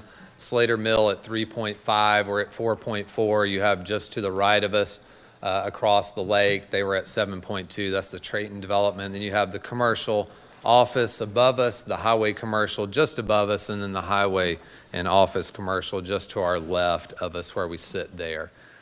Looking at the plan, we basically have a couple of iterations I'm going to show you guys. So this is kind of showing you where we've been and what we've worked on with the neighborhood. So I won't go back over the zoning conditions. I know that was a little shocking to hear how many we had, but we wanted to make sure we heard everything and put it down in writing exactly what we were going to do and how we were going to proceed forward with the project. This was one of our first plans. We had always tried to look at having the townhomes transition from the commercial that we had butted up at the top back down to the bottom. And you'll see in a lot of these plans, especially in the beginning, we had an extra 3.5 acres down on Slater Mill that was a part of this. And there was a lot of conditions from the neighbors and Haven's HOA about buffering that. And so at the end of the day, what we talked about with the owner was just taking that out and leaving it as a R1, basically leaving it as it is and not making it part of the project. And so there is no annexation as part of this. It's just the rezoning as the current PUD that you have it from GC over to this. And so that bottom parcel's out. These are some of the other items that we went through, looking at the different layouts of having the townhomes at the top. And then as we got to talking to the neighbors more over the past while, we ended up transitioning to the current plan today, which is basically dropping all townhomes and going to all single-family detached. There are 2 different sizes on the property. Everything surrounding the outside are 52 feet wide. Everything just inside the center is the 42. 4,800 being the minimum square feet, and we dropped down from 135 down to the current plan right now is all detached for sale with a rental restriction at 95. The access point was one of the Probably the largest debated item and the most time that we spent on was just about traffic, and we understood that, and we spent a ton of time being out there, looking at it, trying to talk to a lot of different owners, and we talked to the medical office, we looked at talking about property to the north, going out to Shawnee Estates, where it is shown on the current PUD, as well as we show it, is lining up, basically teeing in with Slater Mills subdivision. And one of the big items that we wanted to make sure is the property below us, like looking back to the left where we would be obtaining a site distance easement. That is our seller that Rob has been working with. We're able to obtain that site distance easement, so we would be able to have great site distance looking back to there. We're also pushing the county to have this as a four-way stop and not just a two-way stop. And that's part of the comments that we received from Bruce at the county, was to run through some different analysis. He wanted to have the site distance and he wanted to have the traffic study to justify the four-way stop. And we've agreed to all that, and that's been put in the conditions as well. When you enter into the property, another big item for Slater Mills HOA was making sure that we were gated. That was kind of the most recent change in the plan in the last 60 days that we looked at. And so if you enter the property, we have the divided median, which I will show you guys, and then you will have a gate, and that will be a gated community there to match the gate that they have, the gate that Haven has. A lot of the developments in that area has gating, and we understand that. And so really from Slater Mill and from outside of this, you won't be able to see it. The first home sits about 350 feet back as you go into the property, and it's all wooded up on the front, and we're not using that existing parcel, so that would remain wooded. We do have the ability to put the fire access out to Shawnee, but Shawnee was a road much more substandard in terms of its curves, site distance issues, vertical curve issues, and so that was taken out from any access points there.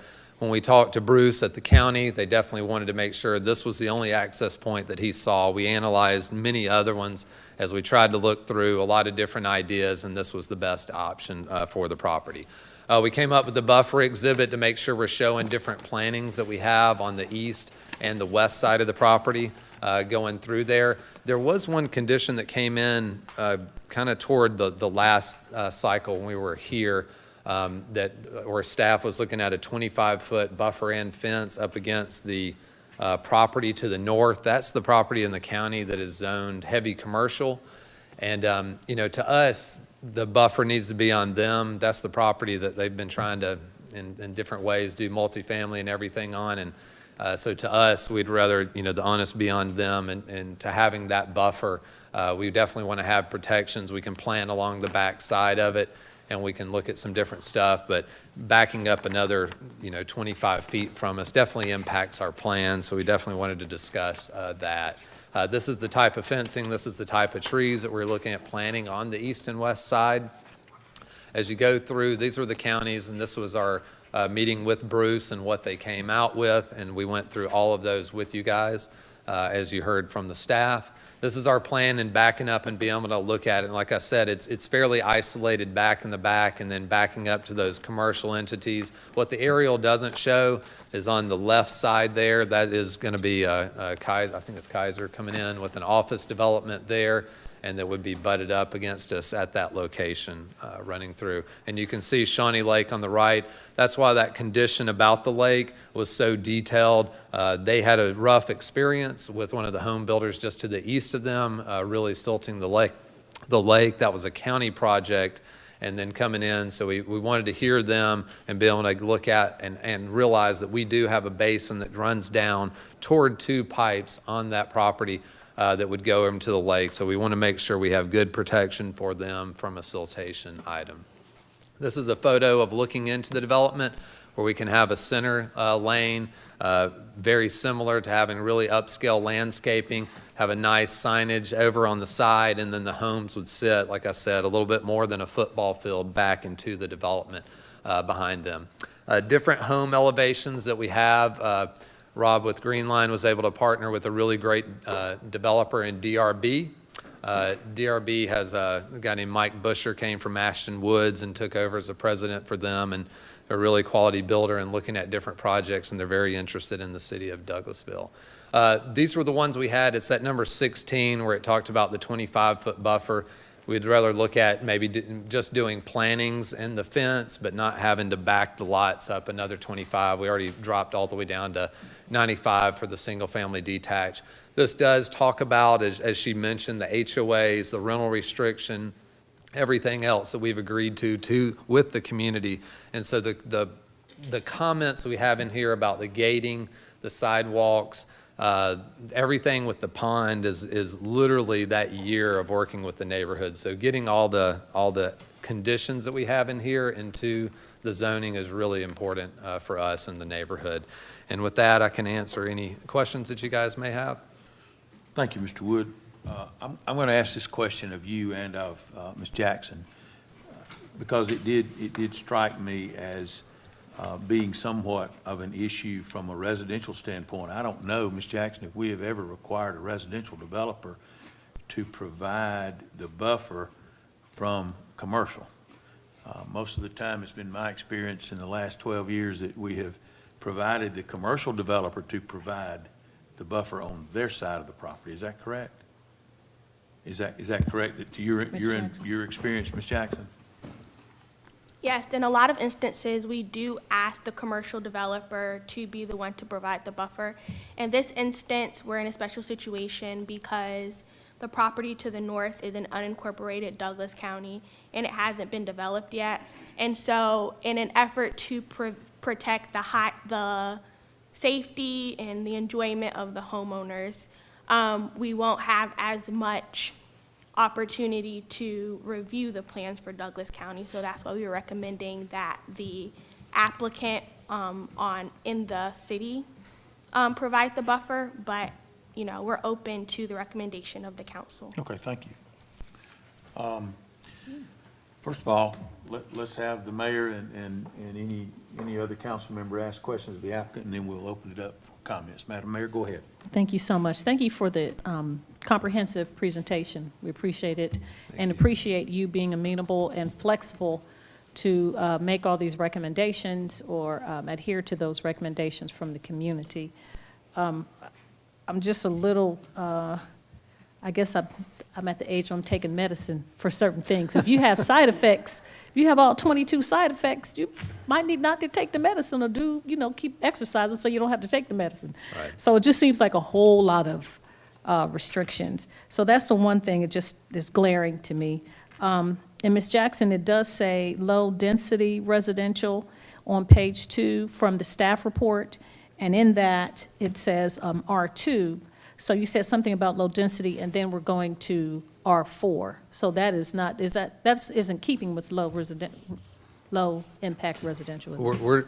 So I can probably, so Yes, sir. It's zoned as a PUD Uh-huh. right now, Mhm. with the R track was a kind of a underlying as a commercial. Mhm. And so really it's kind of just a change in conditions is this request, and not it's a change in zoning conditions where now we're just proposing different size lots on this. Slater is a little different size, so we have to continue to have different sizes to comply with the PUD. Uh-huh. And so what I was talking about with that is that she had noted is, if you look at the future land use map right now, it has it like colored in as low, like an R1 lot, but it's already a commercial PUD. And so it's just it's like a. So the planned it's just a uniform thing, like development is a step down. The PUD now, with going to R4 is a step down from. It is, but the commercial way the PUD. future land use map, it's just, the map's huge, and, it's probably one of those things that's just not, this got zoned back in '05, and so if you really look at the future land use map in '18, I think was the last updated, Right. it probably I would have see been that. more of a community center or something being a PUD with a commercial. Commercial aspect. And then the last comment is about traffic. Is there just one way in and one way out? There is, but there's a fire access. With it only being 95, it's kind of like that other one, the one access point, but it's going to be divided, and that's why we're looking at when we talked with Douglas County, who has control, it's really weird. The road is kind of hodgepodge, but this section, Douglas County has control over all of it. I learned so much in this one in talking with Marcus and the county at the same time. And with this one, the county wanted to have, this is the one access point. That's the way they had it shown previously. And we looked at like tying into timber and some different things, and they were not having that. And definitely Shawnee Trail. And when we looked at every other access point that we could get, if there wasn't an encumbrance, there was major issues with safety. And so, yeah, having the one access point was the best thing, and then having it gated so that is the one. So we're very similar to Slater. If you look, their access point gated, but they're more homes kind of going down through there for it. We're kind of the same way, but in the back we have the ability to have a fire access out to Shawnee if that's what the fire department determines. Something were to happen. I guess we're just trying to learn too from what happened before in the past when we have new development, so that we don't do the same, and learn that it's difficult when you have everyone coming in and out of the one entrance, going to work, going to school, taking kids back and forth. So that, and then aesthetically, you're proposing things that will be beautiful aesthetically with the gate and being far back. But it's just trying to get in and out of there. And I didn't see anything from ARC about traffic. Do we have to have that done? If it were the impact of traffic on Slater Mill and Presley Mill and... We have all the requirements from Douglas County. They've already made their recommendations of what they're going to provide. And like on the comments, item, since Bruce has already basically said, here's the comments, there's 4 or 5 of those recommendations that are in there that makes them, so many more all from the county. And so it could always just say comply with all county DOT recommendations, and that would be them if there's a need to shrink the number of conditions. But so it didn't hit the threshold for ARC to respond? Okay. No. All right. That's all I have, Mr. Chairman. Thank you. Thank you for responding to my questions. I appreciate it. Madam Mayor, just as a point in passing, the packet that they have handed out to us on page 5, you'll see an overview of all the surrounding properties and all of the various units per acre numbers, with this subject property outlined in yellow at 4.4 units per acre. The others below it, Slater Mill, Haven, rental townhouses in the county, so forth, and their various UPAs. Right in the per middle. acre. So that would tell you where their property would be as far as units per acre in comparison to others. It's right in the middle. Yes, ma'am. Okay. Are there any other yes, Mr. Mayor Pro Tem, go ahead. Thank you, Mr. Chair. I won't beat a dead horse here, although sometimes that horse does deserve an extra whack. One way in, one way out. This is basically a big dead-end community. I understand what you're going to say, and I understand the answer you're providing. There's difficulty in terms of right-of-way access, neighborhood conditions, and so forth, all of which comes back to the mayor's appropriate metaphor of the medicine, is that maybe sometimes development shouldn't happen where you want a development to happen. Maybe that's what it comes down to. If you can't make it right, there's still. I understand the traffic studies will show that, because they always show that there's not enough of an impact. But the bottom line is you're bringing 100 units coming out onto a small, windy county road, 2-lane county road. And it's a neighborhood of a bunch of houses with garages for front doors. I will disagree with you on the aesthetics. It's a bunch of houses with garages for front doors. I'm not pleased by the aesthetics. When you said it's a gated community, you lost me. To me, a gated community is a developer's way of flipping the bird at the neighborhood, quite frankly. It's not a welcoming development. If you were to look at the development that just was completed in process of being built at Reservoir Drive is a good example of how, and I appreciate all you've done, by the way, let me just say that. I appreciate the fact that you've worked with the neighbors, that you've gone through the trouble of going through the list of 255 items that they're asking you to do, but it still comes down to some major issues with that. And this development is not that different in terms of scale and size, and possibly it's not as many units as Reservoir Drive, but they still managed to put alleyways in. They still managed to have, and I know you can't get them to every single unit, but there's ways that this layout could have provided back entrances to a majority of the houses without having to put garages on the front of every one of them. There are ways to make there are ways to find, you found an emergency exit out of the property. I don't understand why that can't be turned into a regular exit for the residents. Like I said, based on what the mayor said, you're taking a certain number of medications. After a while, you have to think, maybe I shouldn't be taking the medications and I should be just living better. I don't know. Maybe that's too many metaphors for me. Anyway, Well, thank you, Mr. Chair. Am I allowed to respond? I can't remember. Okay. So, for the access out to Shawnee, we looked at this a lot, and, could it be a right in, right out to where it's limited, no lefts, and looking at it, but the curves, the way Shawnee is, it was just determined that it would be better having on this type of project, and that's where we started reducing the density to all detached. Kind of like the one y'all just saw with 98 has the one. It's similar to that. When we're looking at the emergency access, that was just in case you needed to have it. We could certainly look at that if that's one of the things you guys want us to. But in talking with the neighborhood and experiencing people that live kind of in the area, it seems like it was a more dangerous curve to try to come out on, and so that was the reason we didn't. And this one, from the gating aspects, that was a really big item, from the neighborhood, that everything is gated kind of in this area. And it is a little bit different, as you know. I mean, I did Reservoir and, with you guys, and I'm all into the new urban design, as you know. I mean, you guys know from other projects I've looked at on veterans with Rob and everything. And so, but this one being tucked back and then behind the commercial, it just isn't that project. And so it feels more like, given the residents that are going to be back there, a bigger backyard and not the drive-by experience, because it's, to me, you can make the 2-car garage in the front still look good, especially if you have your living area space. And this one, the way it sets up, we looked at some different rear load.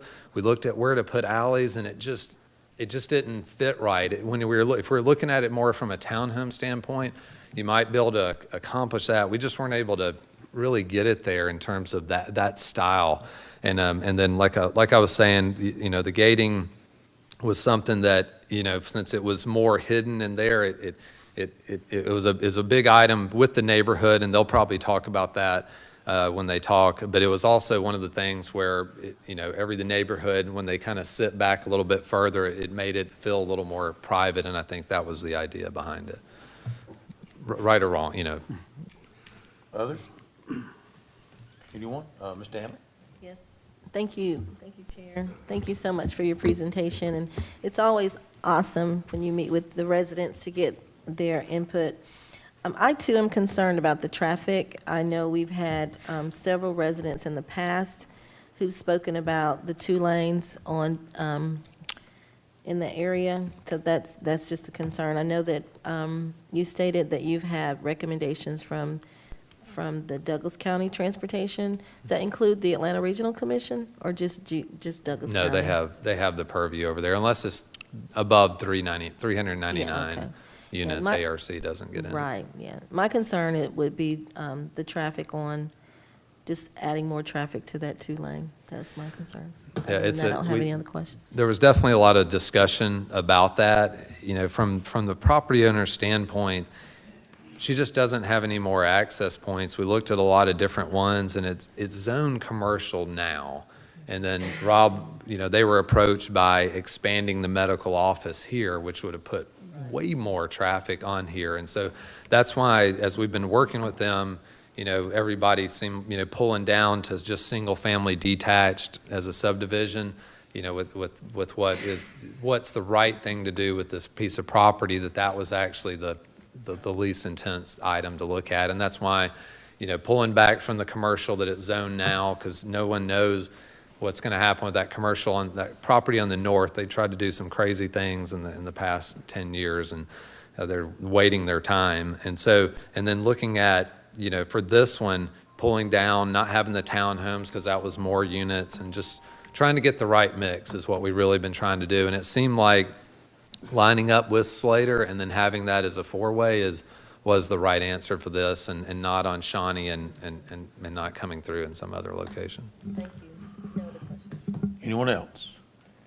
Okay, let's open the floor then, if there are no other questions for the applicant. Let's open the floor then for those that might like to come and make public comments. We will start, anyone that would like to come forward, give us your name and address for the record. Anyone that would be speaking in favor of this rezoning, please come forward. In favor of the rezoning, please come forward.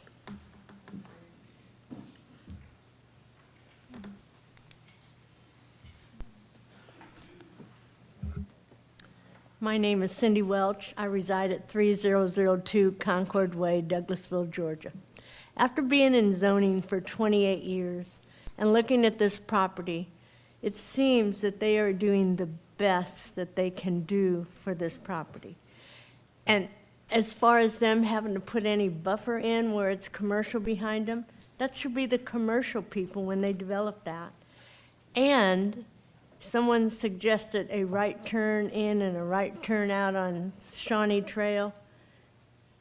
You all know what I put up with, and that is not going to work. And Shawnee Trail is a narrow, narrow little street.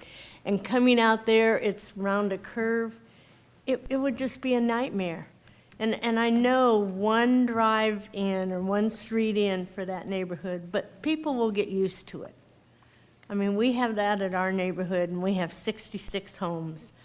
And it really, at first you think, oh, wow, but it really does work. And I think they have really done the best that they can do for this property.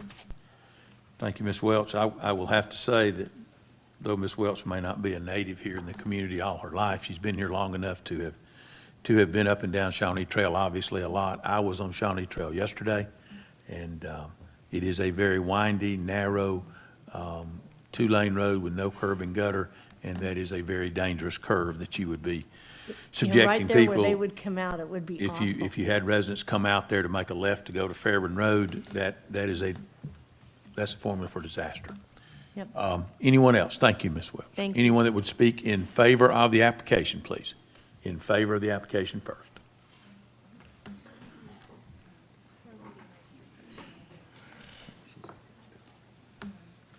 Hi, my name is Anna Diamond. I live at 2231 Shawnee Trail. I'm president of the Shawnee Lake Estates. And what I wanted to mention was that the gate and that emergency exit also protects the residents that are young, that wander off to the common area by the lake at the top by the retention pond. Sorry, I don't know why every time I get up here, I got a cough, Just some relax, ma'am, allergies you're or fine. something. But it also prevents young kids from crossing over to the lakeside. And, you know, it's a beautiful hazard. So that also serves that purpose as well. And that's about it. But Thank I you am so in much. favor of the development. Say that again, ma'am, I'm sorry. You are in favor of the development? Yes, sir. Thank you. That's all I wanted to Anyone say. else? Anyone else who would speak in favor of the application, please come forward. Seeing none, then we will give opportunity for anyone that may be speaking in opposition to the application. Please come forward. Name and address for the record, and we welcome your comments. Good evening, Madam Mayor, Council. My name is Erin Robinson, and I live 402 Haven Circle, located inside of the Haven at Slater Mill. We've met with the developer on many occasions, and they have responded to many of our requests.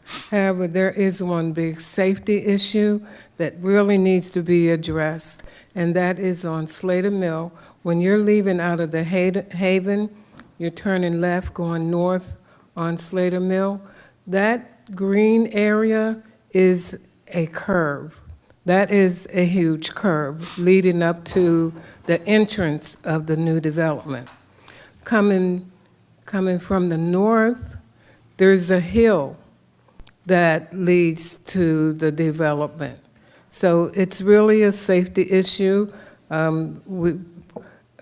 It could really be a problem because that is a wooded area, And when you go around the curve, all you see is nothing but the wooded area until you get to the entrance of that development. So that really needs to be addressed before anything should be done.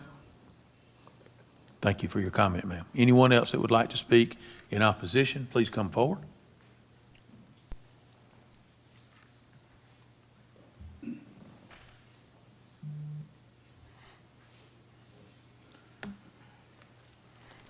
My name is Phyllis A. Littleton. I live at 1801 Haven Circle. I am the newest member of the residents of the Haven at Slater Mill. So I'm coming in at the tail end of this. I'm glad to hear that there was a lot of discussion about the traffic, because when I heard about it, the development, that was my first concern.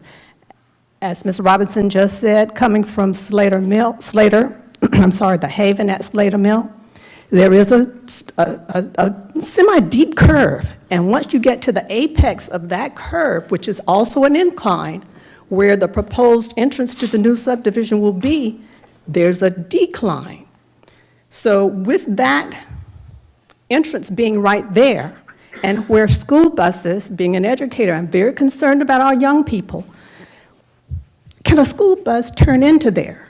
If not, then it's going to stop on Slater Mill Road, and that's going to impede traffic even more. So I just ask that a lot and careful thought and consideration being given to long buses being able to turn into that subdivision, or having to pick up students on the outside at the entrance of that subdivision. I applaud the developers for what they have done, because it seems that they have tried to bend over backwards. But Madam Mayor, and I apologize for not addressing you and the Mayor Pro Tem and Council in the beginning, what you said, sometimes if there are a lot of side effects, you need to look at exercise and how you do it before you take the medicine. Thank you. Thank you, ma'am. Others? Anyone else that would like to make a comment, please come forward.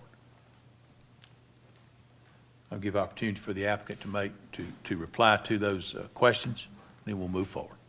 How much time do we have? Thank you. Go ahead, sir. I'll be quick in looking at that. In looking at the property, like I mentioned on the safety concerns, I tried to sketch it out because I don't have a pointer, but the property that we omitted there, the green space in the bottom, that is also the property owner that Rob is under contract with. And so we would be cutting off the site distance. So the trees that they're saying that they cannot see, we would be clearing that to relieve that safety concern. And then coming from the other distance, you know, we are sitting up. We do have plenty of room for school buses to come in before the gate, be able to turn around to get back out. And that's why I know that the four-way stop is how you solve, you know, the speeding and being able to keep this in there. But we would be cutting back that foliage so that what Haven is talking about, it is there, but, you know, we would get what's called a site distance easement that would be recorded on the plat. It would be cleared, and that would be a permanent easement area for the access going through there. And so in looking at all those criteria, that's really how we had the plan, and it's definitely the best plan for the property. Being as a commercial property, it's definitely not it. When we had the townhomes on it and it was a little bit different from an urban, you know, style, that didn't really work with the neighborhood. They were really concerned about the townhomes and the rental aspect and everything else. And so this is what we felt like was the best plan moving forward. Thank you. Mr. Wood, I did have a question. You made mention in your opening comment something about 95%. There's a rental restriction of 10% that will be imposed on the HOA. Is that correct? That's correct. We have 95 homes. You said the number of 95. I think you got that confused with the number of units. Oh, yeah, yes. But it is a 10% max rental. Okay. That's correct. We have a 10% in the zoning conditions so that it overrides the HOA. And as far as the four-way stop is concerned, that being a combination county and city street, Ms. Jackson, tell me again, because all of those conditions, I'm lost there. Was there something that addressed that stop sign that becoming a four-way? I know the alignment of the entrance to the other development is right across the street, as we see in our pictures. will that then become a four-way? I think the condition was that they would do a traffic impact analysis to help determine that, right? And if I'm not mistaken, the development right across the street is also a gated community, basically set up the same way with a gate set back so that you pull in to get off the street. Is that Yes, sir. correct? Okay. Thank you. That's right. Bruce, the county engineer, I guess you could say the best way he was saying it is he was like, I can't, this is still zoning, it's not, LDP plans, and so he's like, I can't tell you a four-way stop is what it is, but he was like, you just have the study. But we know in terms of once you line up the four-way, you have the sight distance and the traffic that it's going to be able to be justified. Yeah. You know it's coming? Yes. Okay. Anyone else? Coach, did you have a comment or question? I got a couple. Go ahead, sir. As to the four-way, that would help with speed on that road, people anticipating. So I'd like to think that down the road, if this were to happen, that a four-way would come in there. It would help with traffic and some of the concerns. I noticed in the agenda that Mount Carmel Elementary, the Board of Education weighed in and noted that as of right now, Mount Carmel may not be able to handle the number of students. I don't know how the Board of Education addresses that. I'm sure they, as we have grown as a city, they've had to address that in some of the schools. Did they make any kind of comments to you about that, the Board of Education? They did. They brought it up that it was like looking at present year. We're 3 year out from the first home and 6 years, 7 years out from the last home type thing.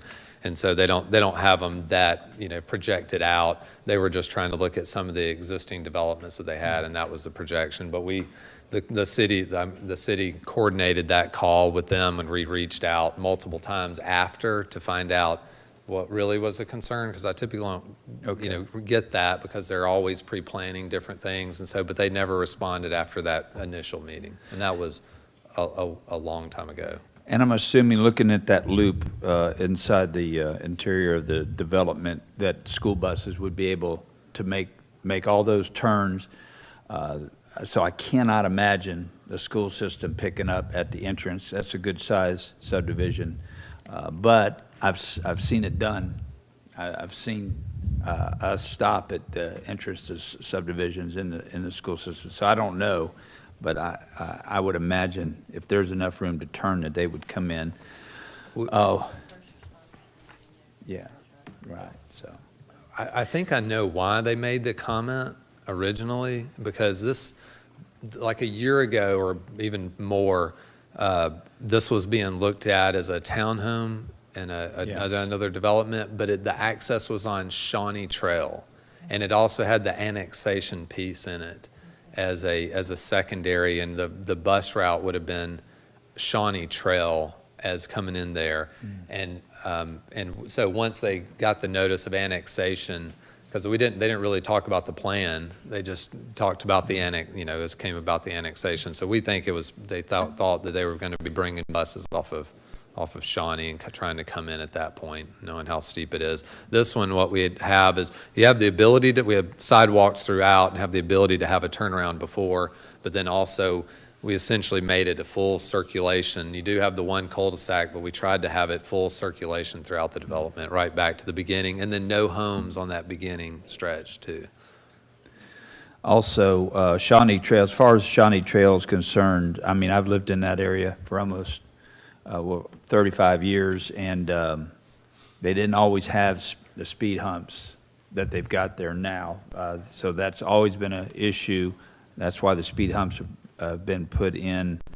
I don't know if anything else would be added to that. But I guess one of my main concerns as far as traffic, haven't really heard anybody mention this, where Slater Mill rejoins Shawnee Trail, just before the light on Fairburn Road. That spot right there,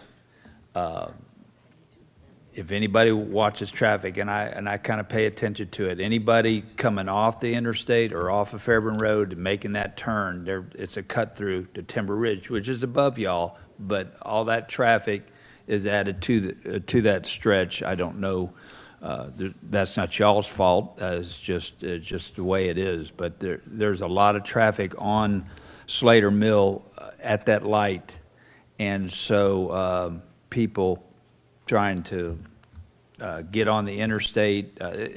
I'm just wondering what will be done at that little intersection right there. I don't know if that's been discussed, if the DOT mentioned that particular spot, because that's a problem. That's going to be a problem right there as far as traffic is concerned. Coach, I believe that's a county intersection. Yeah, I know it's a county intersection, but I know that they had a lot of communication with the county. They didn't bring that, they didn't bring that one up in particular once we went down to the single family. There was different talks about, where the property sits now and then the properties above it were all linked commercially. And that's where we were talking about, they've always looked at trying to strong arm, not you guys, but the county into like this mixed use with apartments and stuff. And I'm sure that would probably be something they would, try to get them to fix. But in terms of the way they were talking to us about it, once we brought this one up, they really focused on this four-way. They didn't talk about that turning movement there. Yeah. And I can bring it up to Bruce and see between now and, just to see if they have plans or what their thoughts are, and see what I can find out. Well, I'll just say, I would, as a resident of that area, I can't speak for everybody, but I would much rather see homes than commercial in that particular area. I'm assuming most of the folks you met with, and I just wanted to say, and I would say this to any future developers that come to Douglasville to develop, we love it when folks come and talk to the folks that are impacted by the development, and I appreciate y'all doing that. Mr. Chairman, I can't think of anything that I have to say right now, maybe by Monday, but that's it. Okay. If there is no one else, if there's nothing else, or any other comment, then we will move on. We'll take this up on Monday for a vote. Mr. Wood, we appreciate your application. I think we have more than expended the time. Is that correct, Ms. Vicki? Thank you. Moving on to item E. Hold a public hearing and consider a request for change in zoning from GC General Commercial District to LI Light Industrial District for approximately 13.43 acres at the intersection of Bright Star Road and Bright Star Connector in land lot 163, District 2, Section 5, parcel ID 01630250023 and 01630250024. Application by Planners and Engineers Collaborative, care of Ken Wood. Ms. Jackson. This is another request for rezoning. The applicant is requesting a change in zoning from GC General Commercial to LI Light Industrial. They're also requesting a future land use amendment from Regional Activity Center to Industrial. It's located at the intersection of Bright Star Road and Bright Star Connector.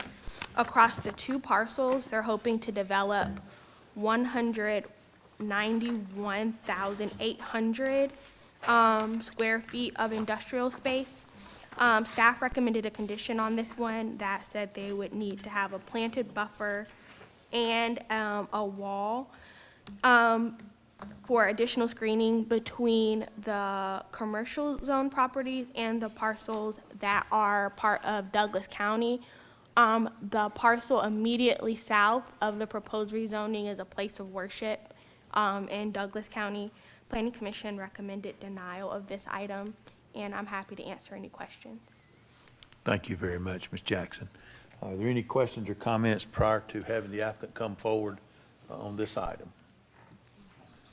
Come forward, Mr. Wood, and present us with your application. We have the information that you've presented, and also we have what is on our iPad. Thank you. Kenneth Wood, 350 Research Court, Peachtree Corners, Georgia. Thank you, guys, Madam Mayor, Madam Pro Tem, and Council.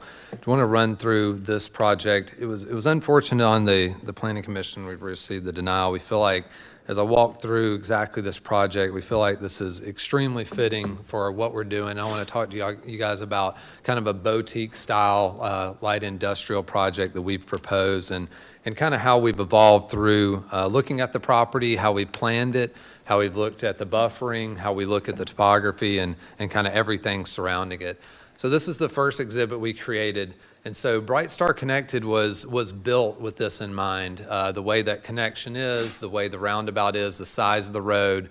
You have immediate out access getting on to I-20 and being able to just come down the road. And so you have the Silverman site just to our east. That is the largest industrial site that has been planned in the city. That one has not been developed. You have the two properties that were approved about a year ago that are just to our west, and that kind of are the ones that have not been developed yet. There's two different ones. One was in the city, which is immediately to the west, and then one northwest of us that was in the county. And so we were tasked with looking at different things on Bright Star Road. We had different comments. And then also you have the existing buildings that Silverman has in the very north. And so you can kind of see us completely surrounded in this area by the different development, the industrial development. And I'll walk you guys how we're a little bit different from this, and we're going to be something that your city would be very proud of in terms of a great need for this. And we do feel like we would be first out of the ground in terms of the developments in this area and looking at what to do. I'm accompanied here today by Dermody, the developer. They would be the owner, the developer, as well as being able to own the building and market that building. And it's Wes Hardy as well as David Sprinkler here with me, both at my side. If you're looking at the current zoning map, this is where it sits today. And so at one time, there are different type of general commercials within this area, and as it's gotten completely surrounded by the different industrial, that has changed. The owners had it for quite a while, marketing at one time for commercial. The only interest that he's gotten has been industrial, and obviously where it sits today, that's what makes the most sense. One big item I want to talk through is on the next slide, if you guys have. It's kind of that third one, and it's the land use map. And this is something we worked on with staff, and they've done an amazing job going through all the applications with us. But some of the previous ones that were approved, that they did not have the land use change as part of it, and their land use was more of kind of what the mall is, more of kind of a community activity center. And so what we're trying to do, what your amazing staff is doing, is just correcting that going forward, making sure that it's light industrial going forward on the land use map. And so that's why we do have that in there. But that's why you also see like the Silverman site and the sites to the west of us that are not that same one. They were in the past and done a little bit differently at that time. And looking at the site that we have, we have essentially on the northern side, we're 13 acres, just a little bit over. So we're the smallest industrial site.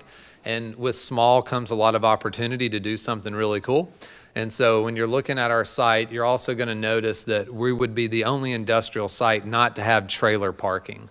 And I'll talk to you guys when I get to the elevation about why that is. And so we don't have the big trailer parking where you see the big rigs having their trailers parked in the back. That would be all the other ones that you have. We sit right on the corner, and so we have our employee parking and guest parking that would be up front on Bright Star Connector on that frontage, and then you have the intersection with Bright Star Road. The smallest warehouse is on the south, the larger one on the north, but we are only totaling up just north of 190,000, being a very small type of industrial development that you sit and see here. And this is not going to be, and I'll show you on the renderings what we're talking about, this is not designed to be your heavy trucks constantly in and out. We see this as being a lot of your home deliveries, a lot of your cargo, a lot of your vans and different type of things like that are necessities, especially the way the world works today, right? You have so many home deliveries, you have so many different stuff going to companies, and you don't need a tractor trailer truck to do that at all times. And so that is the kind of the style for this development going through, and when you're looking at it. We wanted to put some context in this, so we put it onto an aerial so you guys can see. You can also see the spatial awareness that we have just to our south. We have a gas line that's there, and I'll talk you guys through what we are proposing on the landscape strip. from there. And then I also want to talk about the circulation that we have on the plan and why we really feel like the way we've laid this out makes a ton of sense. Before I hit that, on the traffic standpoint, we have met and we talked with the staff, and they wanted us to get the county and the city together. We were able to get a conversation with Bruce and with Marcus all on the same call. We took a good while to run through this and got different recommendations about what the county wants up at the top. The access, I know this is always one of those ones that's kind of weird, but the access on Bright Star at the top warehouse, that would be the county's review. Everything else would be the city's review. And so just in terms of the way we were looking at it and everything else, we're able to talk through that, and we know what we need for right-of-way dedication, and we know what we need for some of the proposed dedication exhibits and conditions that we're going to talk about with you guys.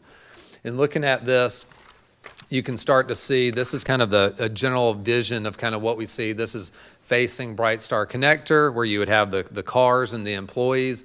Very nice looking building where you would have very modern style for the industrial building. This gives you a look behind, and if you can see, more of that, larger style vans, different type of cargo, more of your, I hate to say it, but you can't ignore it. I mean, Amazon type vans that would come in there, or that style where you're having different type of deliveries. You could have the large truck deliveries, but there's no parking for the trailers, and so there's no extended type stay that can happen or go on from there. And so this is a very different type of development for that.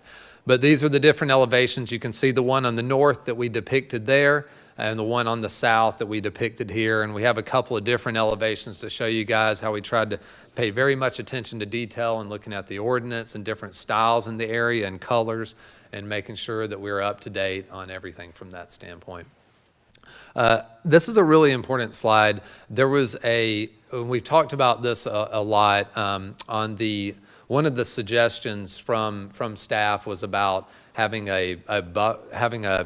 since we can't really, there's an easement there, we can comply with the 50-foot buffer, but there's an easement that takes up most of that buffer, and so that's going to be obviously cleared for a large part, but we're set back the required amount for that. And so one of the conditions was about building a wall, and so kind of a brick wall through there. And so what we wanted to do is we created an elevation to show you guys. We sit about 8 to 10 feet above, which we're going to show you. And we feel like that we can do a very dense type of emerald green, a really good arborvitae that doesn't catch much disease. They're very hardy. They go in above the 8-foot requirement so that they can go in at that. And we're showing them all along that southern property line, and that green screen would be much more of a buffer. And so instead of kind of a brick wall showing the difference between there, we wanted to look at having the green screen. This is the difference between, if you look at the building way on the far right and you have the parking lot, there's more green space over on that side as well. You have the gas easement, and then you have that evergreen buffer that we're proposing. And you can see there's about an 8-foot upward area, and then our proposed building is another 130 feet back. So we sit way, way back. You're talking about huge distances of almost 350 feet apart from buildings through there. And so that's what we were looking at for a proposal on that one. So talking about the most complicated thing that we were looking at on this, and something from a land use that seems so straightforward, there's one item that was we tried to come up with and be the most creative we could. And so staff came before us and said that we need to get the county and the city together to talk about the intersection of Bright Star and Bright Star Connector. And is there a need for a traffic light there? I listened to a lot of the talk back in April about a couple of the cases and about that. And so these are all the properties that have been zoned. And then you have ours. Ours is one of the smallest ones, or is the smallest one. But at that intersection, what we did is we took all the square footage that's been proposed. There was a previous development agreement about a light that would go in there. We don't know yet if that has been, if it doesn't exist anymore. It was something that the city was going to install a light at this intersection at some point with a development agreement with the owner of this land. And so what we've come back with is we tried to get creative. We took all these square footages that you've seen. This is everything that's been built and approved in this area. And we came up with essentially this analysis of, these are the square footages that we are, and came up with this and presented it to Bruce and Marcus, emailed it over to them, and this is all the tracks, and said that $250,000 is really a maximum amount to install a light at a very cleared intersection, which it already is. And so of that, this would be something that we would pay as an impact toward a future traffic signal if it's warranted. Right now, it's definitely not warranted. But when it's warranted, we would go ahead as part of our LDP and pay our pro rata share of that future traffic signal if warranted. And so we were asked to come up with a solution for a future traffic signal, and so we were able to put this forward, and we're willing to condition to do this and pay this fee as part of the LDP going through. There was one comment that came up at the Planning Commission. The only one we really heard was just about the access on the southern piece. And so we came up with this, two different things to, in looking at this. One is there's not a reason for a truck to turn left and go down Bright Star Road. You really don't get anywhere. You end up being miles and miles through the commercial development trying to get all the way back. For it to go basically back through Bright Star Connector and get back to the interstate, it's very short, it's very direct, it's a wide road, wide curves. We also looked at this as well. We are proposing to put a sign up basically exiting for any of the truck exiting that says interstate access right turn only, just to make sure there's also a reminder that you don't need to turn left. I mean, they all have their maps and everything these days, but we wanted to make sure that that we're putting a foot forward to have signage and wayfinding to make sure we get back to the interstate and the trucks know to do that, so that people aren't going back to the left for doing that part of it. And so with that, we feel like we're very compliant. We're surrounded. We want to be first out of the ground. They're very excited about the property and the prospect of having a very unique style light industrial, and it is a very light style of industrial to go there. And with that, I can take any questions you have. Council, Madam Mayor, questions? Go ahead, Mr. Mayor Pro Tem. Thank you, Mr. Chair. I will say that I actually appreciate this one more than the housing development. We won't go there. I want one comment, which was requested. I know this is a zoning hearing, not a development hearing, but if I wait till then, it's too late to make changes probably. But if you could just break that facade up just a little bit more, I mean, it cost you virtually nothing just to provide some division, some reticulation along it, because that's a long building. That's a lot of facade that's just runs from one end to the other, and that's a very prominent highway. Like a pop, like you're talking about. Yeah, just pop in and out a little bit along there. I mean, it cost you nothing really to do that. Same. Here it comes. Yes, reticulations along there, some indentations, some recession. You're in a very prominent location. There's a lot of traffic that goes by there. It only behooves you, I think, just to make it look just to break up the scale of the building a little, because you've got, I don't know how many feet that is, a couple hundred feet from end to end. So if you could just make it look like it, as you're coming at an angle, it can look like it's several buildings rather than one big one. Yeah, my name's Wes Hardy, by the way, 5565 Fort Fisher Way in Peachtree Corners. And I'm with Dermody Properties, who will be the developer and the owner. So we can look at, it does actually get expensive if you start like changing dimensionally the building. The way we typically can try to aesthetically affect things is through paint, honestly. Just how you design the scheme. In terms of dimensions, I'm not saying change the overall width at any place. I'm talking about just carving a recess that's a foot or two every 100 feet or something like that. It's a minimal disturbance to the actual plan itself, but it goes a long way. Yeah, no, I understand. Well, believe me, I want it to look great. I want the building to lease, so we're aligned, I can promise you that. I mean, I can't actually put more windows in because there's no use to more we'll windows. go to, it's not fully designed right now, so we just need to go to work with our architect, and we certainly want to put something forward. Don't listen to anything the architect says, that's all I'm saying. Yeah, oh, there you go. Yeah, those architects. Other comments, questions? Yes, go ahead, Ms. Miller. Thank you. Thank you. I think I could kind of see where a resident might be concerned about truck traffic trying to head in that other direction right there on Bright Star, just because Highway 5 is not easily passable sometimes during higher traffic times, although I do feel like that would still be much longer way to go about it. But I think I do have a question for staff, if that's okay. Yep. Actually, I think probably I need our deputy city manager, I think, because we had spoke about a no truck traffic sign about a week or so ago. I just want to see where we were, because I've gotten some calls about the trucks, instead of heading towards I-20 right there on Highway 5, it seems like they might be going down Rose Avenue up to Veterans Memorial. Good afternoon, Council. Chelsea Jackson, 6695 Church Street. Yes, I did speak with our Assistant Public Services Director to get a sign made to be placed at this intersection.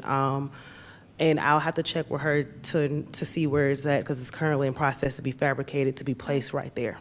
Thank you. That's exactly what I think we might need. Okay. And then if we have other issues moving forward, then we can just look at other signage that we could possibly need.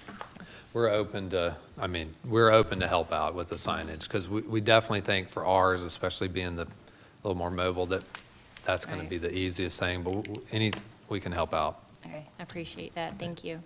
Other questions or comments? All right, we'll open the public hearing then for anyone who would like to speak concerning this development. First of all, for those in favor of, please come forward, give us your name and address for the record, and we'd love to hear from you. How much time do we have, Ms. Vicki? 20 minutes. Okay, anyone? Not seeing anyone, we'll ask, is there anyone here that would like to speak in opposition to the development? Please come forward, give us your name and address for the record, and we welcome your comments.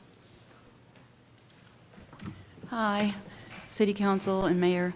My name is Kay Taylor. I live at 9075 Green Valley Court. And I'm not so much in opposition, I just have a question for the city. If they're going to have the trucks come down and turn right onto Highway 5 to go to I-20, I live right off Rose Avenue, and I already almost never use that intersection, because unless it's Sunday morning, you're going to be sitting there for a long time. I've measured, and it's like 1 mile of like a bunch of lights, and the traffic's just horrendous. So now we're going to have all these, heavyweight trucks turning there too. Do you have a plan in place for how you're going to address the traffic flow that's going to happen because of this development? Thank you. We appreciate your comment there. Okay. Thank you, ma'am. Any others?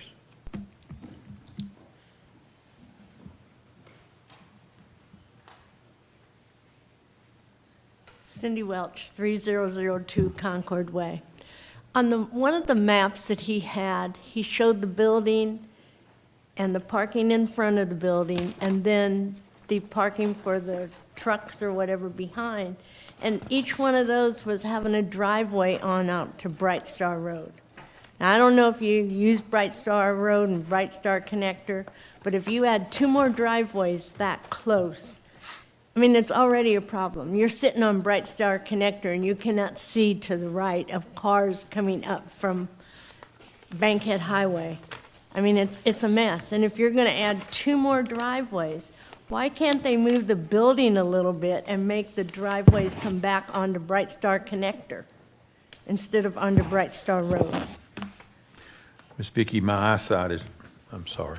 Ms. Cindy, my eyesight has failed me to where I really can't see how far those are apart. The developer may be able to answer that question.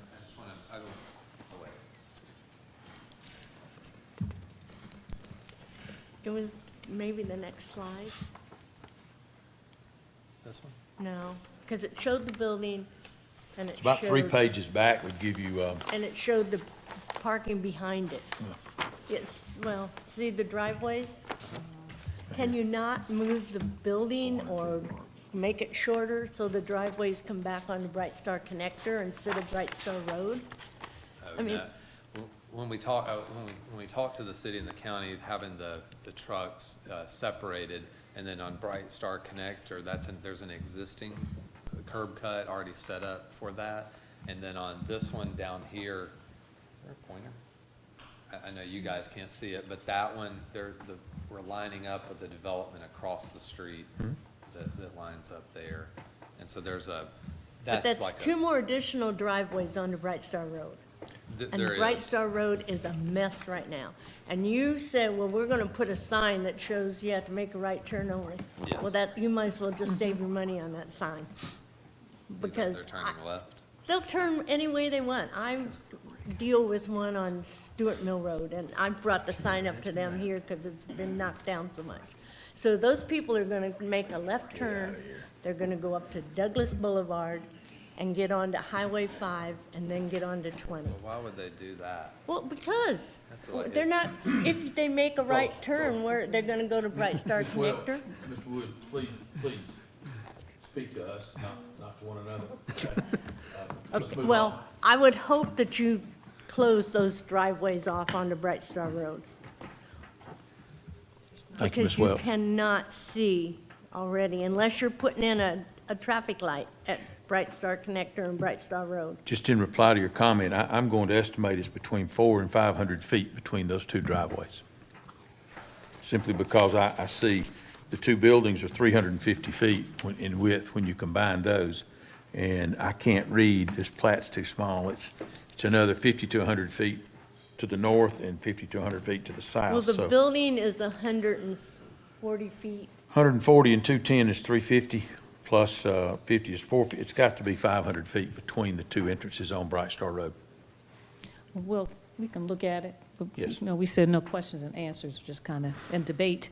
We're just here to hear the comments and then talk Yes. about it later. Yeah, I mean, it's gonna be traffic, and you can't see, and you're gonna have to watch cars coming down Bright Star, trucks coming out of the driveways.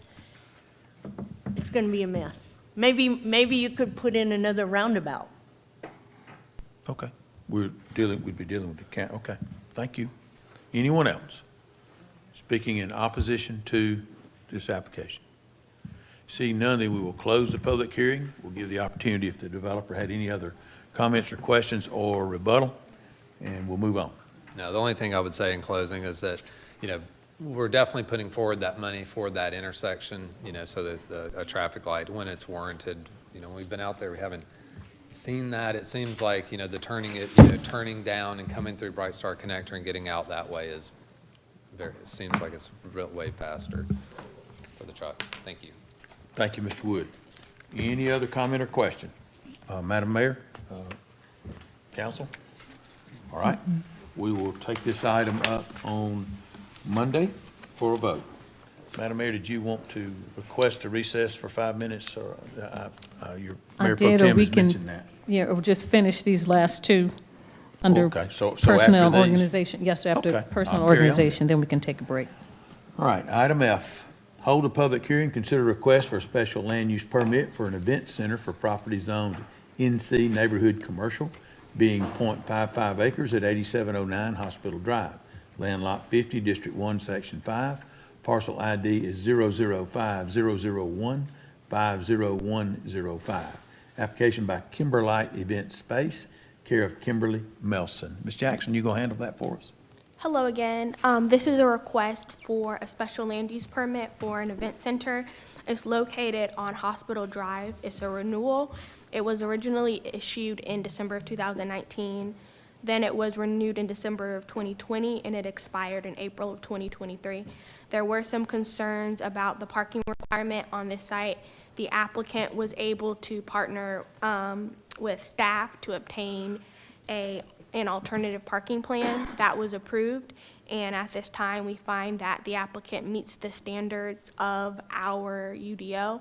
We double-checked. There haven't been any issues or challenges outlined with this use at this location, so staff is comfortable moving forward with it. Thank you, Ms. Jackson. This being a public hearing, we need to give opportunity. Is the applicant with us? Did they want to make a comment? We would welcome that. Please come forward, ma'am. Give us your name and address for the record, and we'll let you start off. Thank you, Ms. Jackson. Good evening. I'm short. Good evening, everybody. I'm Kimberly Melson, 8709 Hospital Drive. How are you this evening? Great. Good. Do you have it? Since you are the applicant in this application for renewal of a special land use permit, if you have anything that you would like to say, we would welcome that. Well, I've just been enjoying running my event space, and I just appreciate allowing me to stay even longer. We worked out the parking. Actually, I worked out my own parking. It was some issues that, came about, but I've dropped my guest count due to COVID, of course, and also I just prefer smaller, more intimate events. So a more mature crowd, so I don't get like the 150 guests. We don't do teenagers. We came up with a way to run the teens away, because we had a one teen party and it wasn't bad. They was just standing on my sofas and I couldn't have that, taking selfies and doing the TikTok stuff. I couldn't have that. So we kind of deter the parents and tell them that they have to spend like $1,000 deposit. It kind of deters them, but it doesn't. But other than that, we've had great events. I'm enjoying the event space. The parking is fine. I get along great with my neighbor. And I have parking on the right side of my location as well. So everything seems to be pretty good. Okay. Yes. Do you all have any questions? Anyone? Mr. Hanley, I see you turning your Just a mic on. comment. I just wanted to say you have done absolutely wonderful. I remember, not sure how Thank many you. years you came before, and this was your first. This is my 4th year. I know every You've second. done well, yes. So Thank I you. am just so proud. I've actually been at a couple of the events, and it's always decorated very, very well. You've been there? Adults, mm-hmm. Really? And it's been very nice. So congratulate you on your accomplishment. Thank you so much. Thank you, Others? thank you, thank you. Yes, Mr. Davis? Madam Mayor first. Go I was ahead, just gonna Madam Mayor, say, I'm sorry. It's okay, the facility is beautiful. I've been there as well. Yes. And very nice. With Thank you. Tanisha and 2 other events, so, Ms. Campbell, so that's very nice. You're doing a great job. Thank you. Mr. Davis? Kim, thank you a lot. I remember when you first came, you were so nervous. I had to give you a pat on the back. But you have done well. Thank you. And I appreciate you. You don't have to be nervous anymore. No, I'm a little better today. I was a little nervous at the other meeting you guys weren't at. I was nervous then, but this meeting, I'm not as nervous. And I'm glad you cut it all down to just a handful. Yes. Instead of the big ones, because it's a lot of work. Yes, glad it's a lot of work when it's when it's a high guest count and the facility is not as large. You just have to consider people are drinking, not getting drunk, but drinking. My toilet is being flushed at least 100 times. So cutting down that guest count really worked a lot. And the trash you have to pick up and the clean up. It's a family functioning business. So when the parties are over, we're there cleaning and I'm getting ready for the next event the next day. So cutting the guest count really helped a lot. Well, congratulations. Thank you. Thank again. you. Thank you, Any thank you, thank you. Yes, Coach Watts. Yes, Mr. Chair, this is more for Ms. Hampton. Is there a point on these type of renewals where they're renewed for longer than a year? Or is it? You all have done it a variety of different ways for a business such as this that have been functioning for 4 years. You've allowed that to continue unless there are any issues or concerns. You haven't put time restrictions on special land use permits in a while, particularly after 2 years. So can we just let it run till she get tired? We'll see. Is there anyone here that would like to speak either for or against this application? This being a public hearing, we do need to give opportunity for that. Anyone here? Please come forward if you do have a comment. Give us your name and address for the record.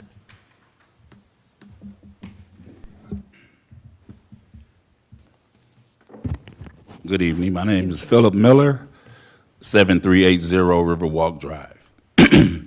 I don't know if this is in opposition of the beautiful space that the young lady has here, but I do have some questions about the UDO. The young lady said that she has a great relationship with her neighbors, and the community development director said that they approved the alternative parking plan. Is it a covenant indeed, as it states in here? I'm sorry, I didn't understand the question. The question is that agreement pursuant to what UDO Code 8012.A that says that it has to be a 20-year covenant or a deed with the owner of that property, that agreement. And also,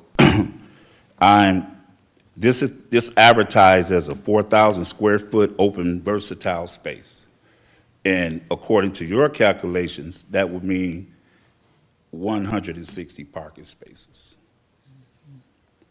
Let me ask our legal counsel to respond as far as the requirement for the parking agreement. First of all, Ms. Jordan, do you have any input into that?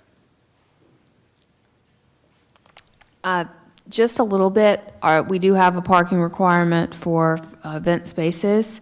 We do also have the ability to grant alternative parking plans, and I understand that the engineering department has worked with Ms. Milson on that process.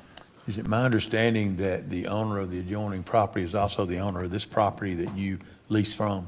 So your alternative parking basically is the owner of both parcels allows you in the alternative parking plan to use his parking when he is not there. Is that correct? And Okay. Councilman Adams, if I can just follow up on that last comment a little bit, there's two different types of alternative, or two different types of parking plans that run kind of in, like, contrary to the traditional requirements.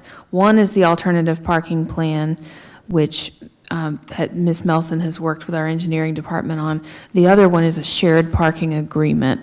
And what that is an agreement with an adjacent property owner that is basically a recorded restrictive covenant on that land. And it says that you have to, for a minimum of 20 years, that restriction will run with the land.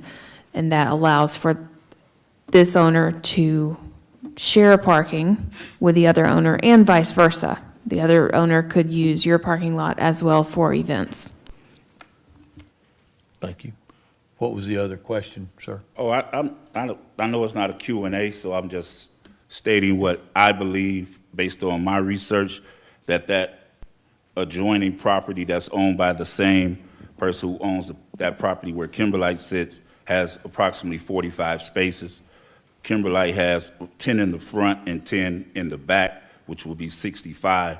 I'm just wondering, or have the council and the mayor consider when making the decision of how the calculation was made to how many parking spots was needed.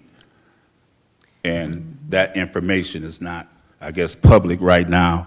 And also that agreement it says in the UDO that it must be filed in the clerk of Superior Court. So I guess that's a public document that we should be able to take a look at. Mr. Adams, we can get with Mr. Miller later because they're two separate issues at hand. What he's referring to doesn't apply to this same situation, so it would be better that the engineer and the attorney get with him after to address, because as Ms.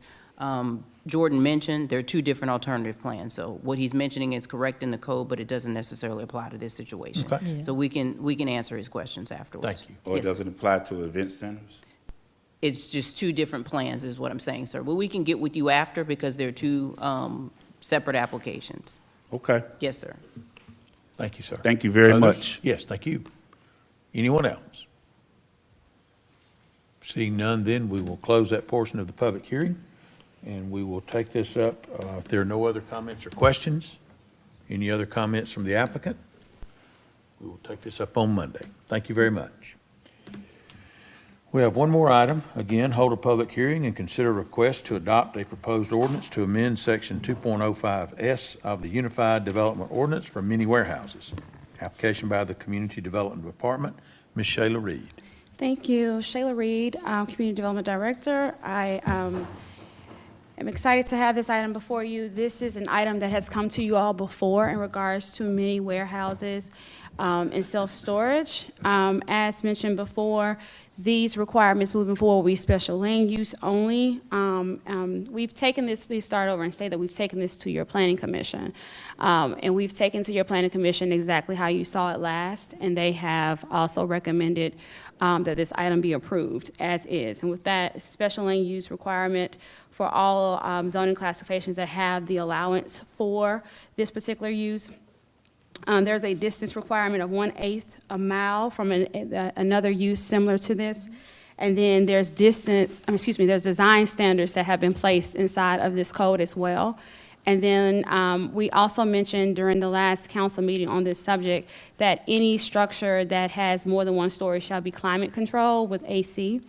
And then a parking requirement, we did amend that to ensure that it is complementary to this more style use than it was currently. And then lastly, we cleared up the definition inside of the code to ensure that the definition was reflective to this use. So that is pretty much what we took to the Planning Commission. They recommended approval. Thank you. Okay. Is that a sign, Madam Mayor? I don't know, it must be a storm. Thank you, Ms. Reed. Do we have persons, is there anyone that has a question or a comment, Madam Mayor or Council, No, sir. concerning this item? No, I'm excited for it. Okay. Mr. Yes, go ahead, Coach Watts. I'm assuming that this will not apply to item A. Would not apply to anything that is in the pipeline now. Other than item A, do we have any other? Okay, thank you. Anyone? Okay. Or is there anyone here that would like to speak? This being a public hearing, we need to give opportunity for anyone that would like to speak either for or against. Please come forward. Name and address for the Cindy record. Welch, 3002 Concord Way. And this was the only thing I was coming to speak about tonight. I'm sorry. What changed your mind, Well, I think you did. But I was asked to look into this. Yes, ma'am. And so I went around taking pictures of mini warehouses all over Cobb County, everywhere. And I came up with 9 conditions. I've given them to the staff attorney, I've given them, and so just to have them look at them and see if they were something that they might be interested in. So that's all. Thank you. Anyone else that would like to speak? Either for or against. So Miss Cindy, that's not necessarily a for or against comment, but we do appreciate your input. Thank you. Anyone else? Please come forward, give us your name and address for the record. We welcome your comments. Hi again, my name is Kay Taylor, 9075 Green Valley Court. I'm just assuming, hopefully, that this is just a general ordinance. It's not pertaining to any particular location, right? Okay, that's all I needed. Thank you. Yes, ma'am. Anyone else? Any comment? I'll ask one more time.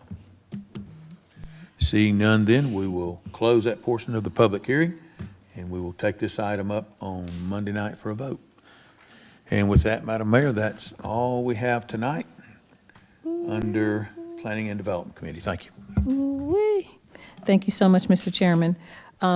Before we go on to the next last few committees, we only have 2, 4, 6, 8, 10 items. I would request that we take a break for the council. We'll be in recess. So we'll be in recess for 5 minutes or so, 5 or 10. We're in recess.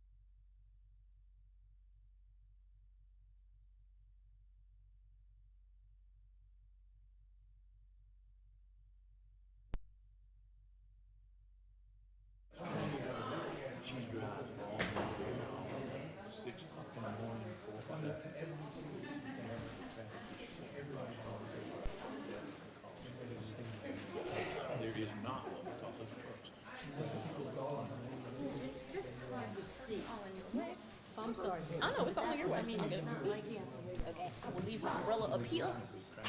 Okay.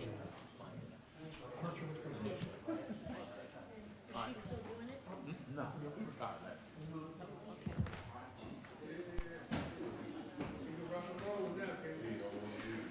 that you got mine out of the way, you rock and roll, right? Start on the downhill flight. I'm gonna see if I can get me an assistant. Madam Mayor, I'd like to apply for an assistant. Like the commissioners have, I want me an assistant.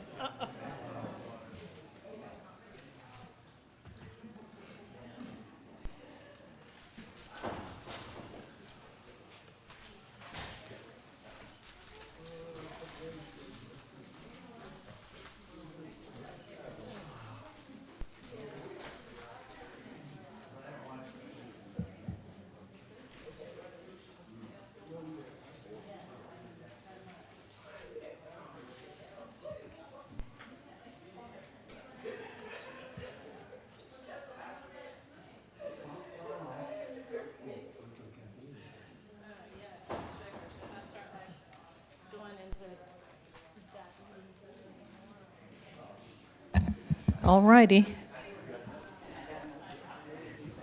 We're going to come on back from recess.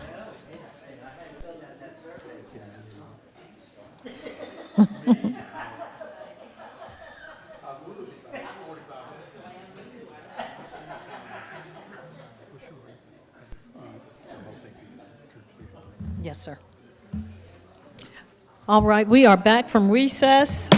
We're going to move on so we can get through the rest of this lengthy agenda. We'll move on then to Public Improvement and Beautification Committee. That's chaired by Councilmember Nicole Miller. Thank you, Madam Mayor. We have 4 items tonight. I'm kidding. No, you- We have no business tonight, Madam Mayor. Thank you. That was not nice. Dun-dun-dun. Psst. She made a joke. Okay, we'll move on. Thank you so much, Councilmember Miller. In Public Relations Committee, that's chaired by Councilmember Howard Estes. I'm not playing tonight, Madam Mayor. We don't have any business.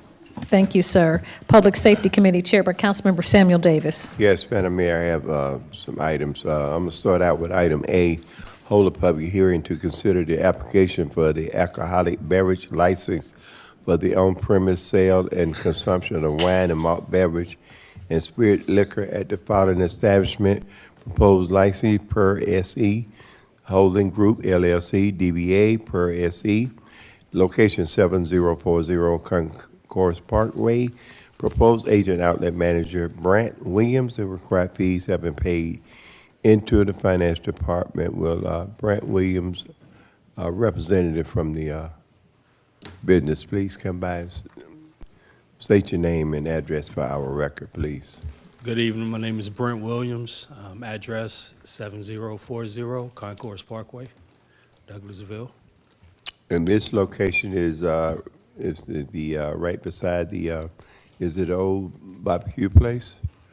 Yes, the old, what was it? Williams Brothers? Barbecue? Yes. Huh? Is that right? Williams Brothers Barbecue, Yes, formerly. the old Williamson's Brothers. What's the name of it? The old Williamson's Yeah. Williamson's mhm. Brothers Barbecue. Yeah, I went by and took a look. And it's a full-fledged restaurant? Full-fledged restaurant, yes, sir. Okay, and I read the application is alcoholic beverages, food, and entertainment. No hookah, right? Yes, we will have. No hookah. And, yes. Okay. Okay, Madam Mayor and Council, questions? No, sir, I don't have any. Yes, Mr. Chairman, I believe there might be some confusion. I can tell the applicant is, or the applicant's assistant here may be confused. You had asked a question, are you planning to have hookah in this location? Was that your question? Mr. Yes. Chairman? All right, could you answer that question, sir? Yes. You are planning to have planning on having hookah? I'm sorry? Yes, sir, we're planning on having hookah. Okay, is that a part of this application? As far as, has there been any investigation done as to size and air quality and so forth? I didn't see it listed. Karen Callan, Finance Director. I was copied on an email earlier, And I believe Shayla is also aware that the building official has approved hookah for this location based on the square footage and the requirements. Okay, thank you. Thank you, sir. I appreciate it. I just wanted verification there and Yeah, I was clarification. Thank you. confused. That's all I had, Mr. Chairman. Okay. Mayor and council.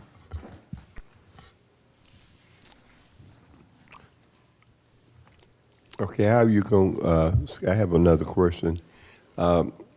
Training your employees for alcohol sales. We have a company by the name of TIPS Alcohol Certification Training. Speak into the mic one more time. We have a company by the name of TIPS Alcohol Certification Training, and they're going to come in and train all pours, as well as come down to the city and get the permit to be able to serve alcohol. Will you be the manager on duty or your manager? Yes, myself and my wife will both be on duty managing. Okay. All right, at this time, we're going to hold a public hearing, and there's 5 minutes for those who speak for, and 5 minutes for those who speak against. Right now, we're going to take 5 minutes for those who speak for your application. Dum, dum, dum, dum. Okay, see no takers, we'll 5 minutes to speak against your application. Dum, dum, dum. See no takers, come back, I'm gonna close the public hearing, come back on Monday, and we'll give you an answer. Thank you for coming out. All right, thank you. Okay, moving right along to item B, adopt the ordinance to amend section 1841 of City Code ordinance regarding animal or fowl enclosures. Ms. Reed, how are you? Hello, thank you. I'm great, thank you. Council members, this item has come to you all a few times, and in our discussions, we have come up with a solution that I believe moving forward would be great. There's 3 things that we are looking to move forward with in regards to the animal control ordinance when it comes to chickens. And so there was a distance requirement that was agreed upon, and that it was stating that there would be a 100-foot distance between the nearest enclosure. And then the next item was to give an opportunity to say no more than 10 chickens were allowed per individual lot. One item that staff did add, which is something that was already in place, but we just wanted clarity. We mentioned that chickens would be the only allowed fowl species within that, I guess, group, meaning that right out prohibits the rooster and the hen from moving forward. It's just chickens moving forward. That way it's in writing to assist staff with those regulations. And that concludes my report. Mayor and council? Madam Mayor? Yes, sir. So we will, of course, I know, I had a few calls, and I called this week about roosters and hens, and you all asked the person, they said, I guess they didn't know the difference between roosters, hens, and chickens. But at 5:30, we knew that it was a rooster in a.m., all the way till 2 o'clock in the day. So how are we going to, I guess, codify, how are we going to make certain that people understand the difference, or is it just going to be based on complaint if someone, has a rooster that's waking people up with the alarm clock before? So usually with code compliance, we must be made aware, of course, about the complaint. And once the complaint is made, and give an example of a recent situation, we communicate with the property owners, inform them what the code has and what the code requires. We then tell them, give them opportunity to have enough time to make provisions around that. And then from there, after that, we'll come back to move forward. If it's not complied with, we move forward with other actions. Okay. But for the most part, we communicate and we give an opportunity to make those changes. Okay, and it's 10 chickens? Yes, not ma'am. hens and not roosters? Okay, Yes, thank ma'am. you. Thank you so much, Mr. Chairman. If somebody has a rooster, everybody's going to know they have a rooster. Oh, we know. That's for sure. Anyone else? Mr. Chairman. Yes, sir. As Councilman far, Watts. as far as this ordinance is concerned, there's, somebody wants to have whatever they're allowed to have. There's no way that they're getting that approved by code, or are they ahead of time? That they have to prove that they are in compliance or have the space, or? So if you're asking if there's a permit required prior, no, we don't require a permit first. We have the provisions that says, you know, or if, once this is adopted, it's given the provisions for the 10 chicken limit as well as the 100-foot distance.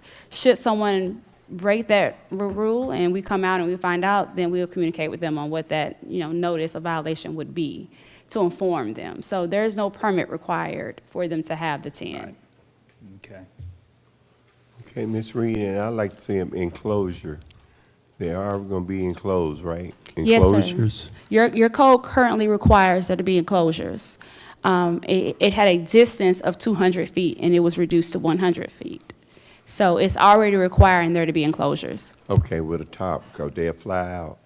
Yeah, okay. Okay. Only so far. Anyone else? Okay. If it's council approved, I'd like to put this on the consent agenda for Monday. He said, please. Looks like a yes, Councilman That's all I Davis. have. Thank you. Thank Thank you you, all. Shayla. Thank you. Ms. Reed. You have some more items. No, I'm just telling Ms. Reed, that's thank you. Done with chickens. Okay, let's move on to item C. Authorize city staff to apply for a 2023 Burns Grant in the amount of $19,643 from the United States Department of Justice for the Police Department. Chief Sparks. Yes, Councilman Davis, this is a, you know, we get the burn grants every year, and there's some money, it's a non-matching fund, so we just want to apply and get some equipment that we may need, so that's it.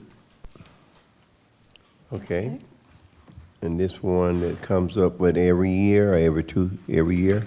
Yeah, it's a round and around grant that comes from the federal government, and we don't have to match funds. It's just $19,000 they get a law enforcement for equipment, technology type equipment, and so we want to apply for it. And Okay, good. If Mayor and Council, no question, I'd like to put this on the consent agenda for Monday. I don't see any opposition, Councilman Davis. So that's a yes. Yes, ma'am. Okay, moving right along. Item D, consider approval of an application for an open container day permit Friday, August 25th, 2023, from 6:30 PM to 9 PM at the O'Neill Plaza for Summer Beach Bingo Trivia Night event. It's a lot of fun.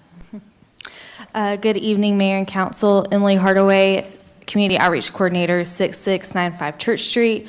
We are requesting this for our beach and bingo and trivia night. As already stated, we do a couple of these trivia and bingo nights a year. And it's just a fun time for citizens to come out, and we play some fun music and have a great time. And we want to enact the entertainment district for this event. So as the restaurant, you will be contacting the restaurants with their armbands? Yes, Shay Sterling, our Main Street Coordinator, will go around, if this is approved, and we'll talk to the restaurants and give them their wristbands. Okay. Mayor and Council? No opposition. It looks Madam Mayor? good. Fun bingo night. Okay, bingo. All ages? Yes, sir. It's open to anyone. Yes, Okay. sir. All right. Okay. Nothing else, Madam Mayor. I'd like to put this on the consent agenda for Monday. Yes, sir. Okay?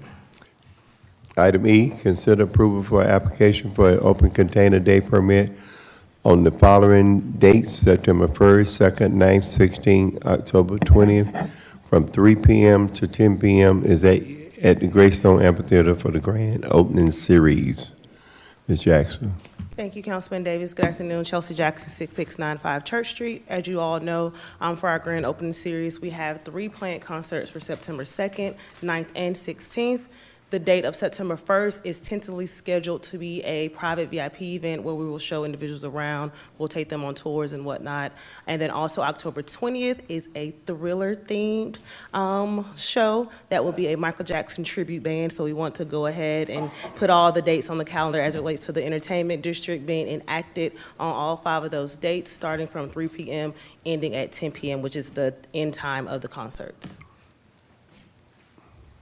And I can entertain any questions if you have any. So it's, that's all the way from the beginning, all the way to the end of the Hudson Barbecue bands. Yes, sir. The entire entertainment district. Okay, so walking from downtown all the way to the amphitheater, do you use the band if you have a ticket to get in with your drink, or you have to dump it right there at the door? You will have to stop at the door, so there will be separate sales at the amphitheater. Just like Ms. Hardaway announced during her summer bingo item, Ms. Shay Sterling will go around to all of the businesses the day before, give them their wristbands, they will sign off on it, they'll know the stipulations. So anytime that someone would like to leave their premises with an alcoholic beverage, they would have to give them a wristband as well as check their ID, and then when they get to the opening of the Greystone Amphitheater to the gates, they would have to drop it in the trash. Okay.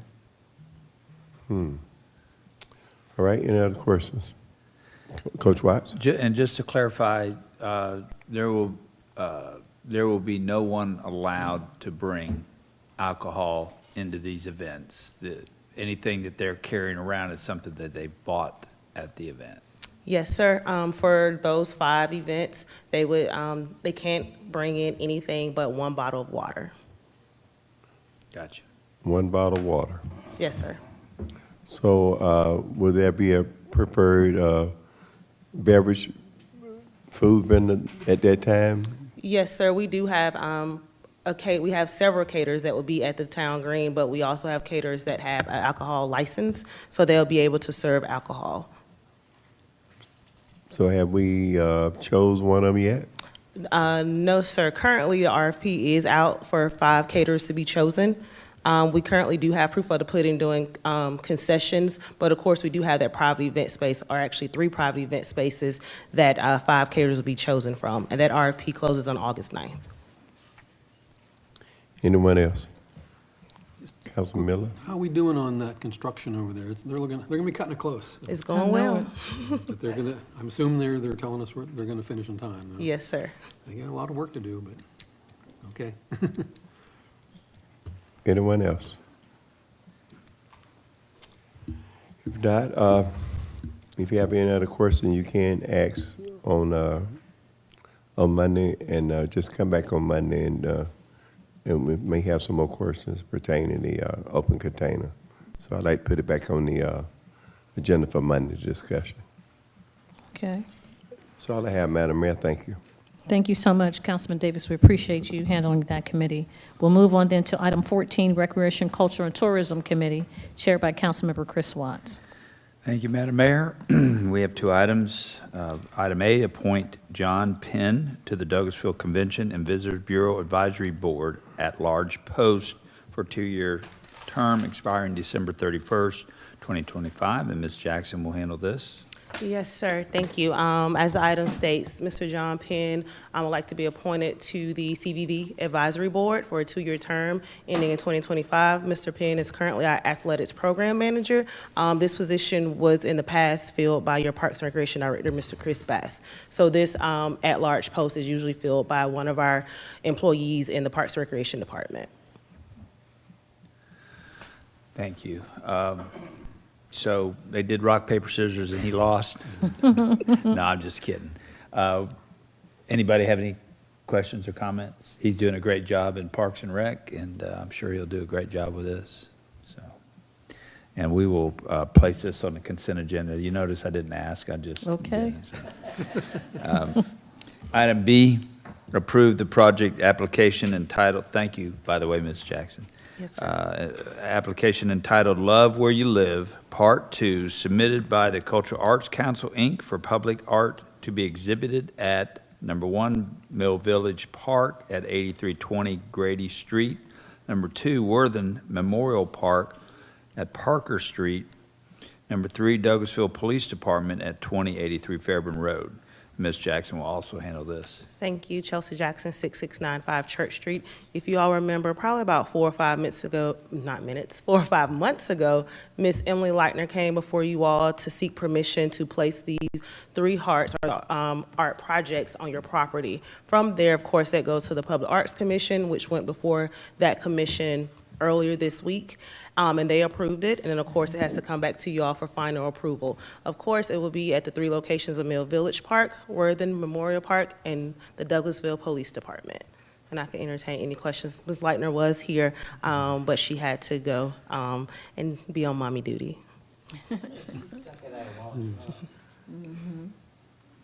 Okay, anybody got any questions or comments?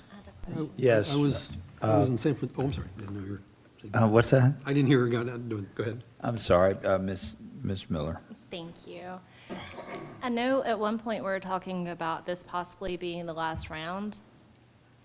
Do we know if there is going to be another round at this point? Is it something that we could continue on? Ms. Leitner, she could continue on. She didn't say when we met last week or earlier this week, she didn't state that this would be the last one. I know she came before you all. She said it could possibly be, but she said she got a lot of traction with this. Everybody loved the Love Where You Live project, so it could possibly come back for a part 3. I can follow up with her and get you an answer on that. Awesome. Thank you very much. That was all.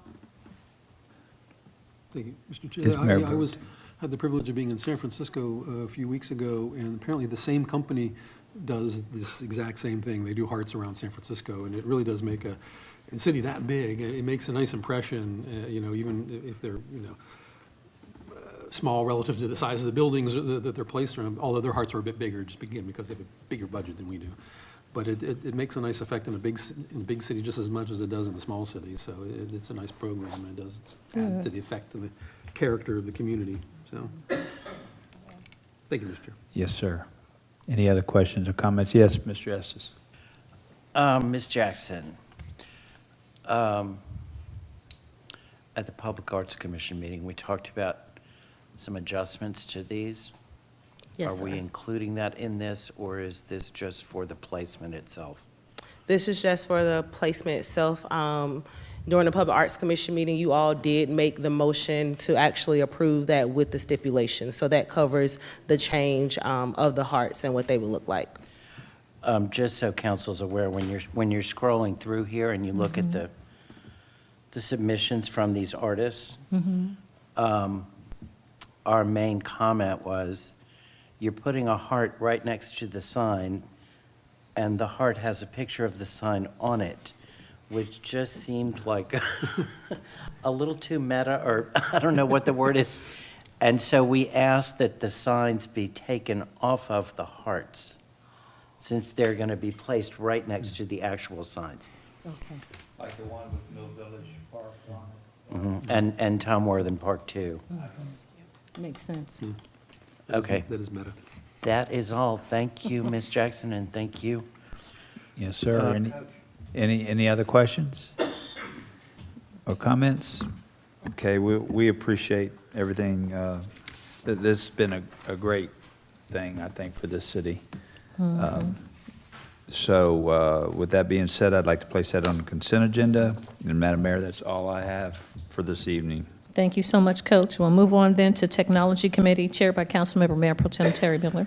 Thank you, Madam Mayor. We mercifully have no business under the Technology Committee at this time. Thank you. And the last committee, Transportation Committee, the Vice Chair, Mayor Pro Tem, Councilmember Terry Miller. Thank you, Madam Mayor. Mercifully, there's only one item under the Transportation Committee, and that is to authorize the mayor to sign a letter of support for GDOT for the PI 0017811 Dallas Highway Improvements Roundabout Project.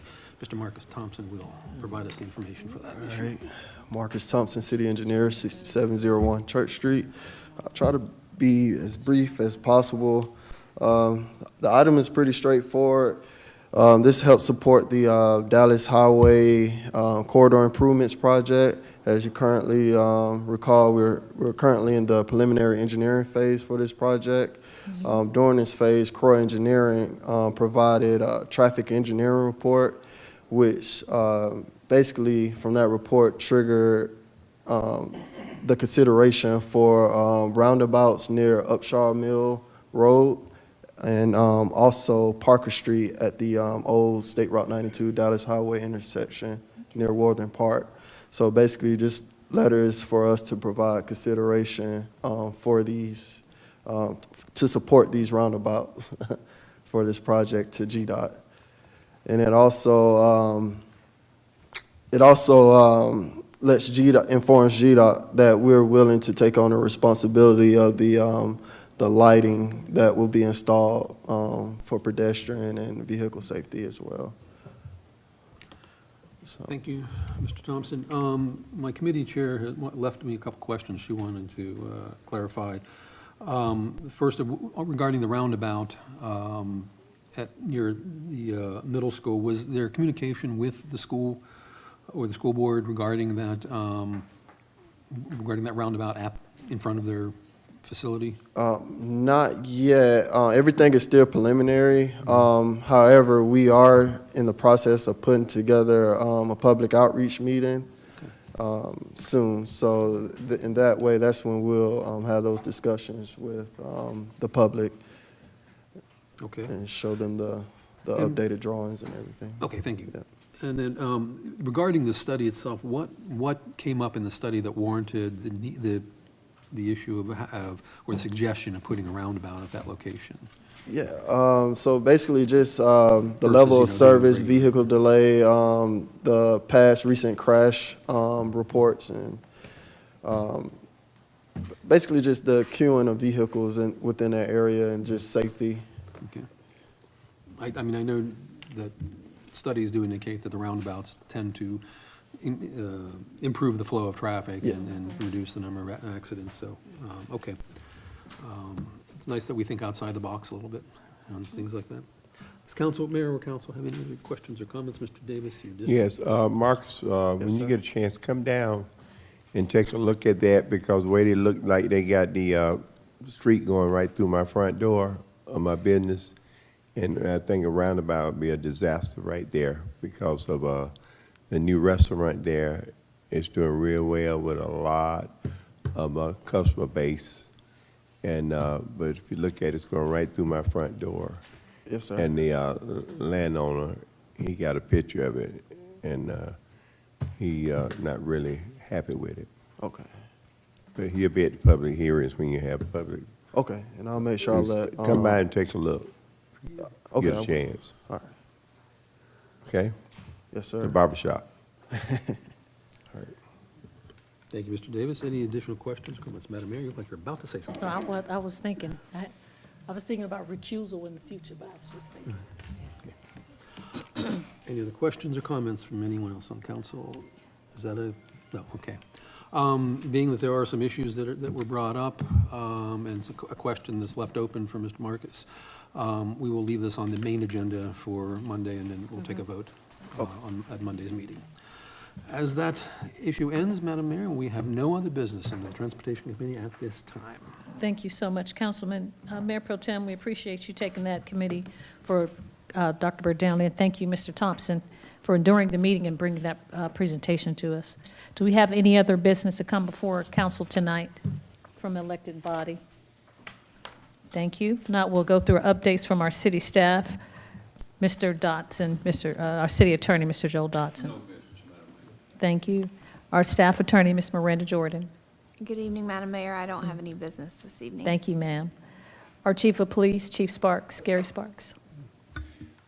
We have the Youth Peace Summit, 12:30 p.m. on Saturday. So come out and talk about things that solutions to some of the issues that we see facing our youth. So that's Saturday. Thank you so much, Dr. Sparks. We'll move on to our city manager, Ms. Marcia Hampton. Yes, ma'am. I'm going to call up the Assistant City Manager, Ms. Karen Callen. She's going to present you some information on the tax digest for this calendar year. Yes, ma'am. Good evening, Karen Callen, Assistant City Manager, 6695 Church Street.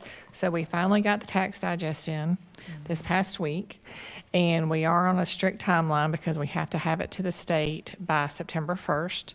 So as we all have discussed before, we are raising the millage rate this year because of the local option sales tax and the effects that it had on our budget. So initially, we thought that we were estimating about 1 mil of an increase, but due to the increases in our tax digest because of the growth that we've had, based on my projections, we are only going to have to raise it 0.5 mil. So that is very good news, very good news. So then, I really did not expect to have this much growth this year because of the growth that we had last year. We do know that there's going to be a lot of reassessments, so I am taking that into consideration. I'm taking that into consideration. So, but I will need to make sure you are good with us going on and advertising for the tax increase. We'll have to get that to the papers. If that first ad will run on Tuesday, I'll send you the schedule out. We do have the 3 public hearings. Right now, they are, August 10th, we'll run the 5-year history press release, post to the website. August 17th will be the public hearings in the morning at 10 and the evening at 6, and then the final adoption. 3rd public hearing on August 31st and final adoption on August 31st at the special call meeting. So I will have Kristen send that to you all this week. Thank you so much, Assistant City Manager. That's great news, with your Finance Director hat. We appreciate you bringing us that great news for the community and for the citizens, not having a full meal, but a 0.5 meal. That does make a big difference. Yes, ma'am. Any questions from council members? August 10th. Final adoption, August 31st, and then the public hearing will be August 17th at 10 a.m. and 6 p.m. And then August 31st will be the 3rd public hearing and the final special call meeting. August 10th, too, I heard. August 10th will be the day the first ad runs. Okay. Yeah, either 8th or 10th. It's whenever the Sentinel can get that in the paper. So 17th and 31st. Yes, sir. Okay. Send those dates out to us. I will, yes, sir. Yes. All right. All Thank righty. you. Thank you so Thank much. We you. appreciate that. I know it is great news. Anything else, City Manager? Yes, ma'am. I sent you all an email regarding our tax allocation district advisory committee. We're finally at the point where we are able to start moving on that. There's a lot of work that we have to get done before the end of the year. One of the first steps is creating that advisory committee. We are working with an attorney to develop some bylaws so that group can meet. As Ms. Callen just mentioned, the tax allocation district funds have grown, and so we need to start looking at putting that money to work. You all had talked a few years ago about this being selected based on committee chairmen. I've sent out the email. If you don't want to do it that way, your option is you can do a straw ballot, but we really need to get that done hopefully on Monday. So if you're comfortable what is going forward with how we made those recommendations, we will have something on your agenda for Monday for a vote. If not, I'll have some ballots prepared for you all to do a straw ballot. Okay. Let the City Manager know by Friday. Actually, yes. Are you all comfortable? I see heads nodding. Are you all comfortable? Okay. And just note to Councilman Adams, you actually get to stay on because it does not preclude, it does not say only elected Citizens. officials. So just letting you know that. Can I not nod out? Um, I'm here, I can say no. You could actually say no. You could actually say no. You could. But this is the inaugural group, so this is how you all. This is the inaugural group, so this is how you all said that you would select the committee. So I'm pretty certain in January, if you all want to make some changes, you can. But you do get to stay on unless otherwise you would like to resign. Anyway, this. If we have what you another have, long meeting City like Manager. this, I might nod off. I know that's right. Okay, City Manager, that's all you have. I got nothing else, Madam Mayor. Okay, thank you so much. It's time in the council meeting for comments from citizens and delegates. You sustain the meeting. If you'd like to come and address us, you have 5 minutes to talk to us about any business germane to the city of Douglasville. No? Ooh-wee. Well, thank you so much. Council members, I hope you enjoy your books. that I've gotten, and if we don't have it, you're welcome. Any other comments, then this meeting is adjourned.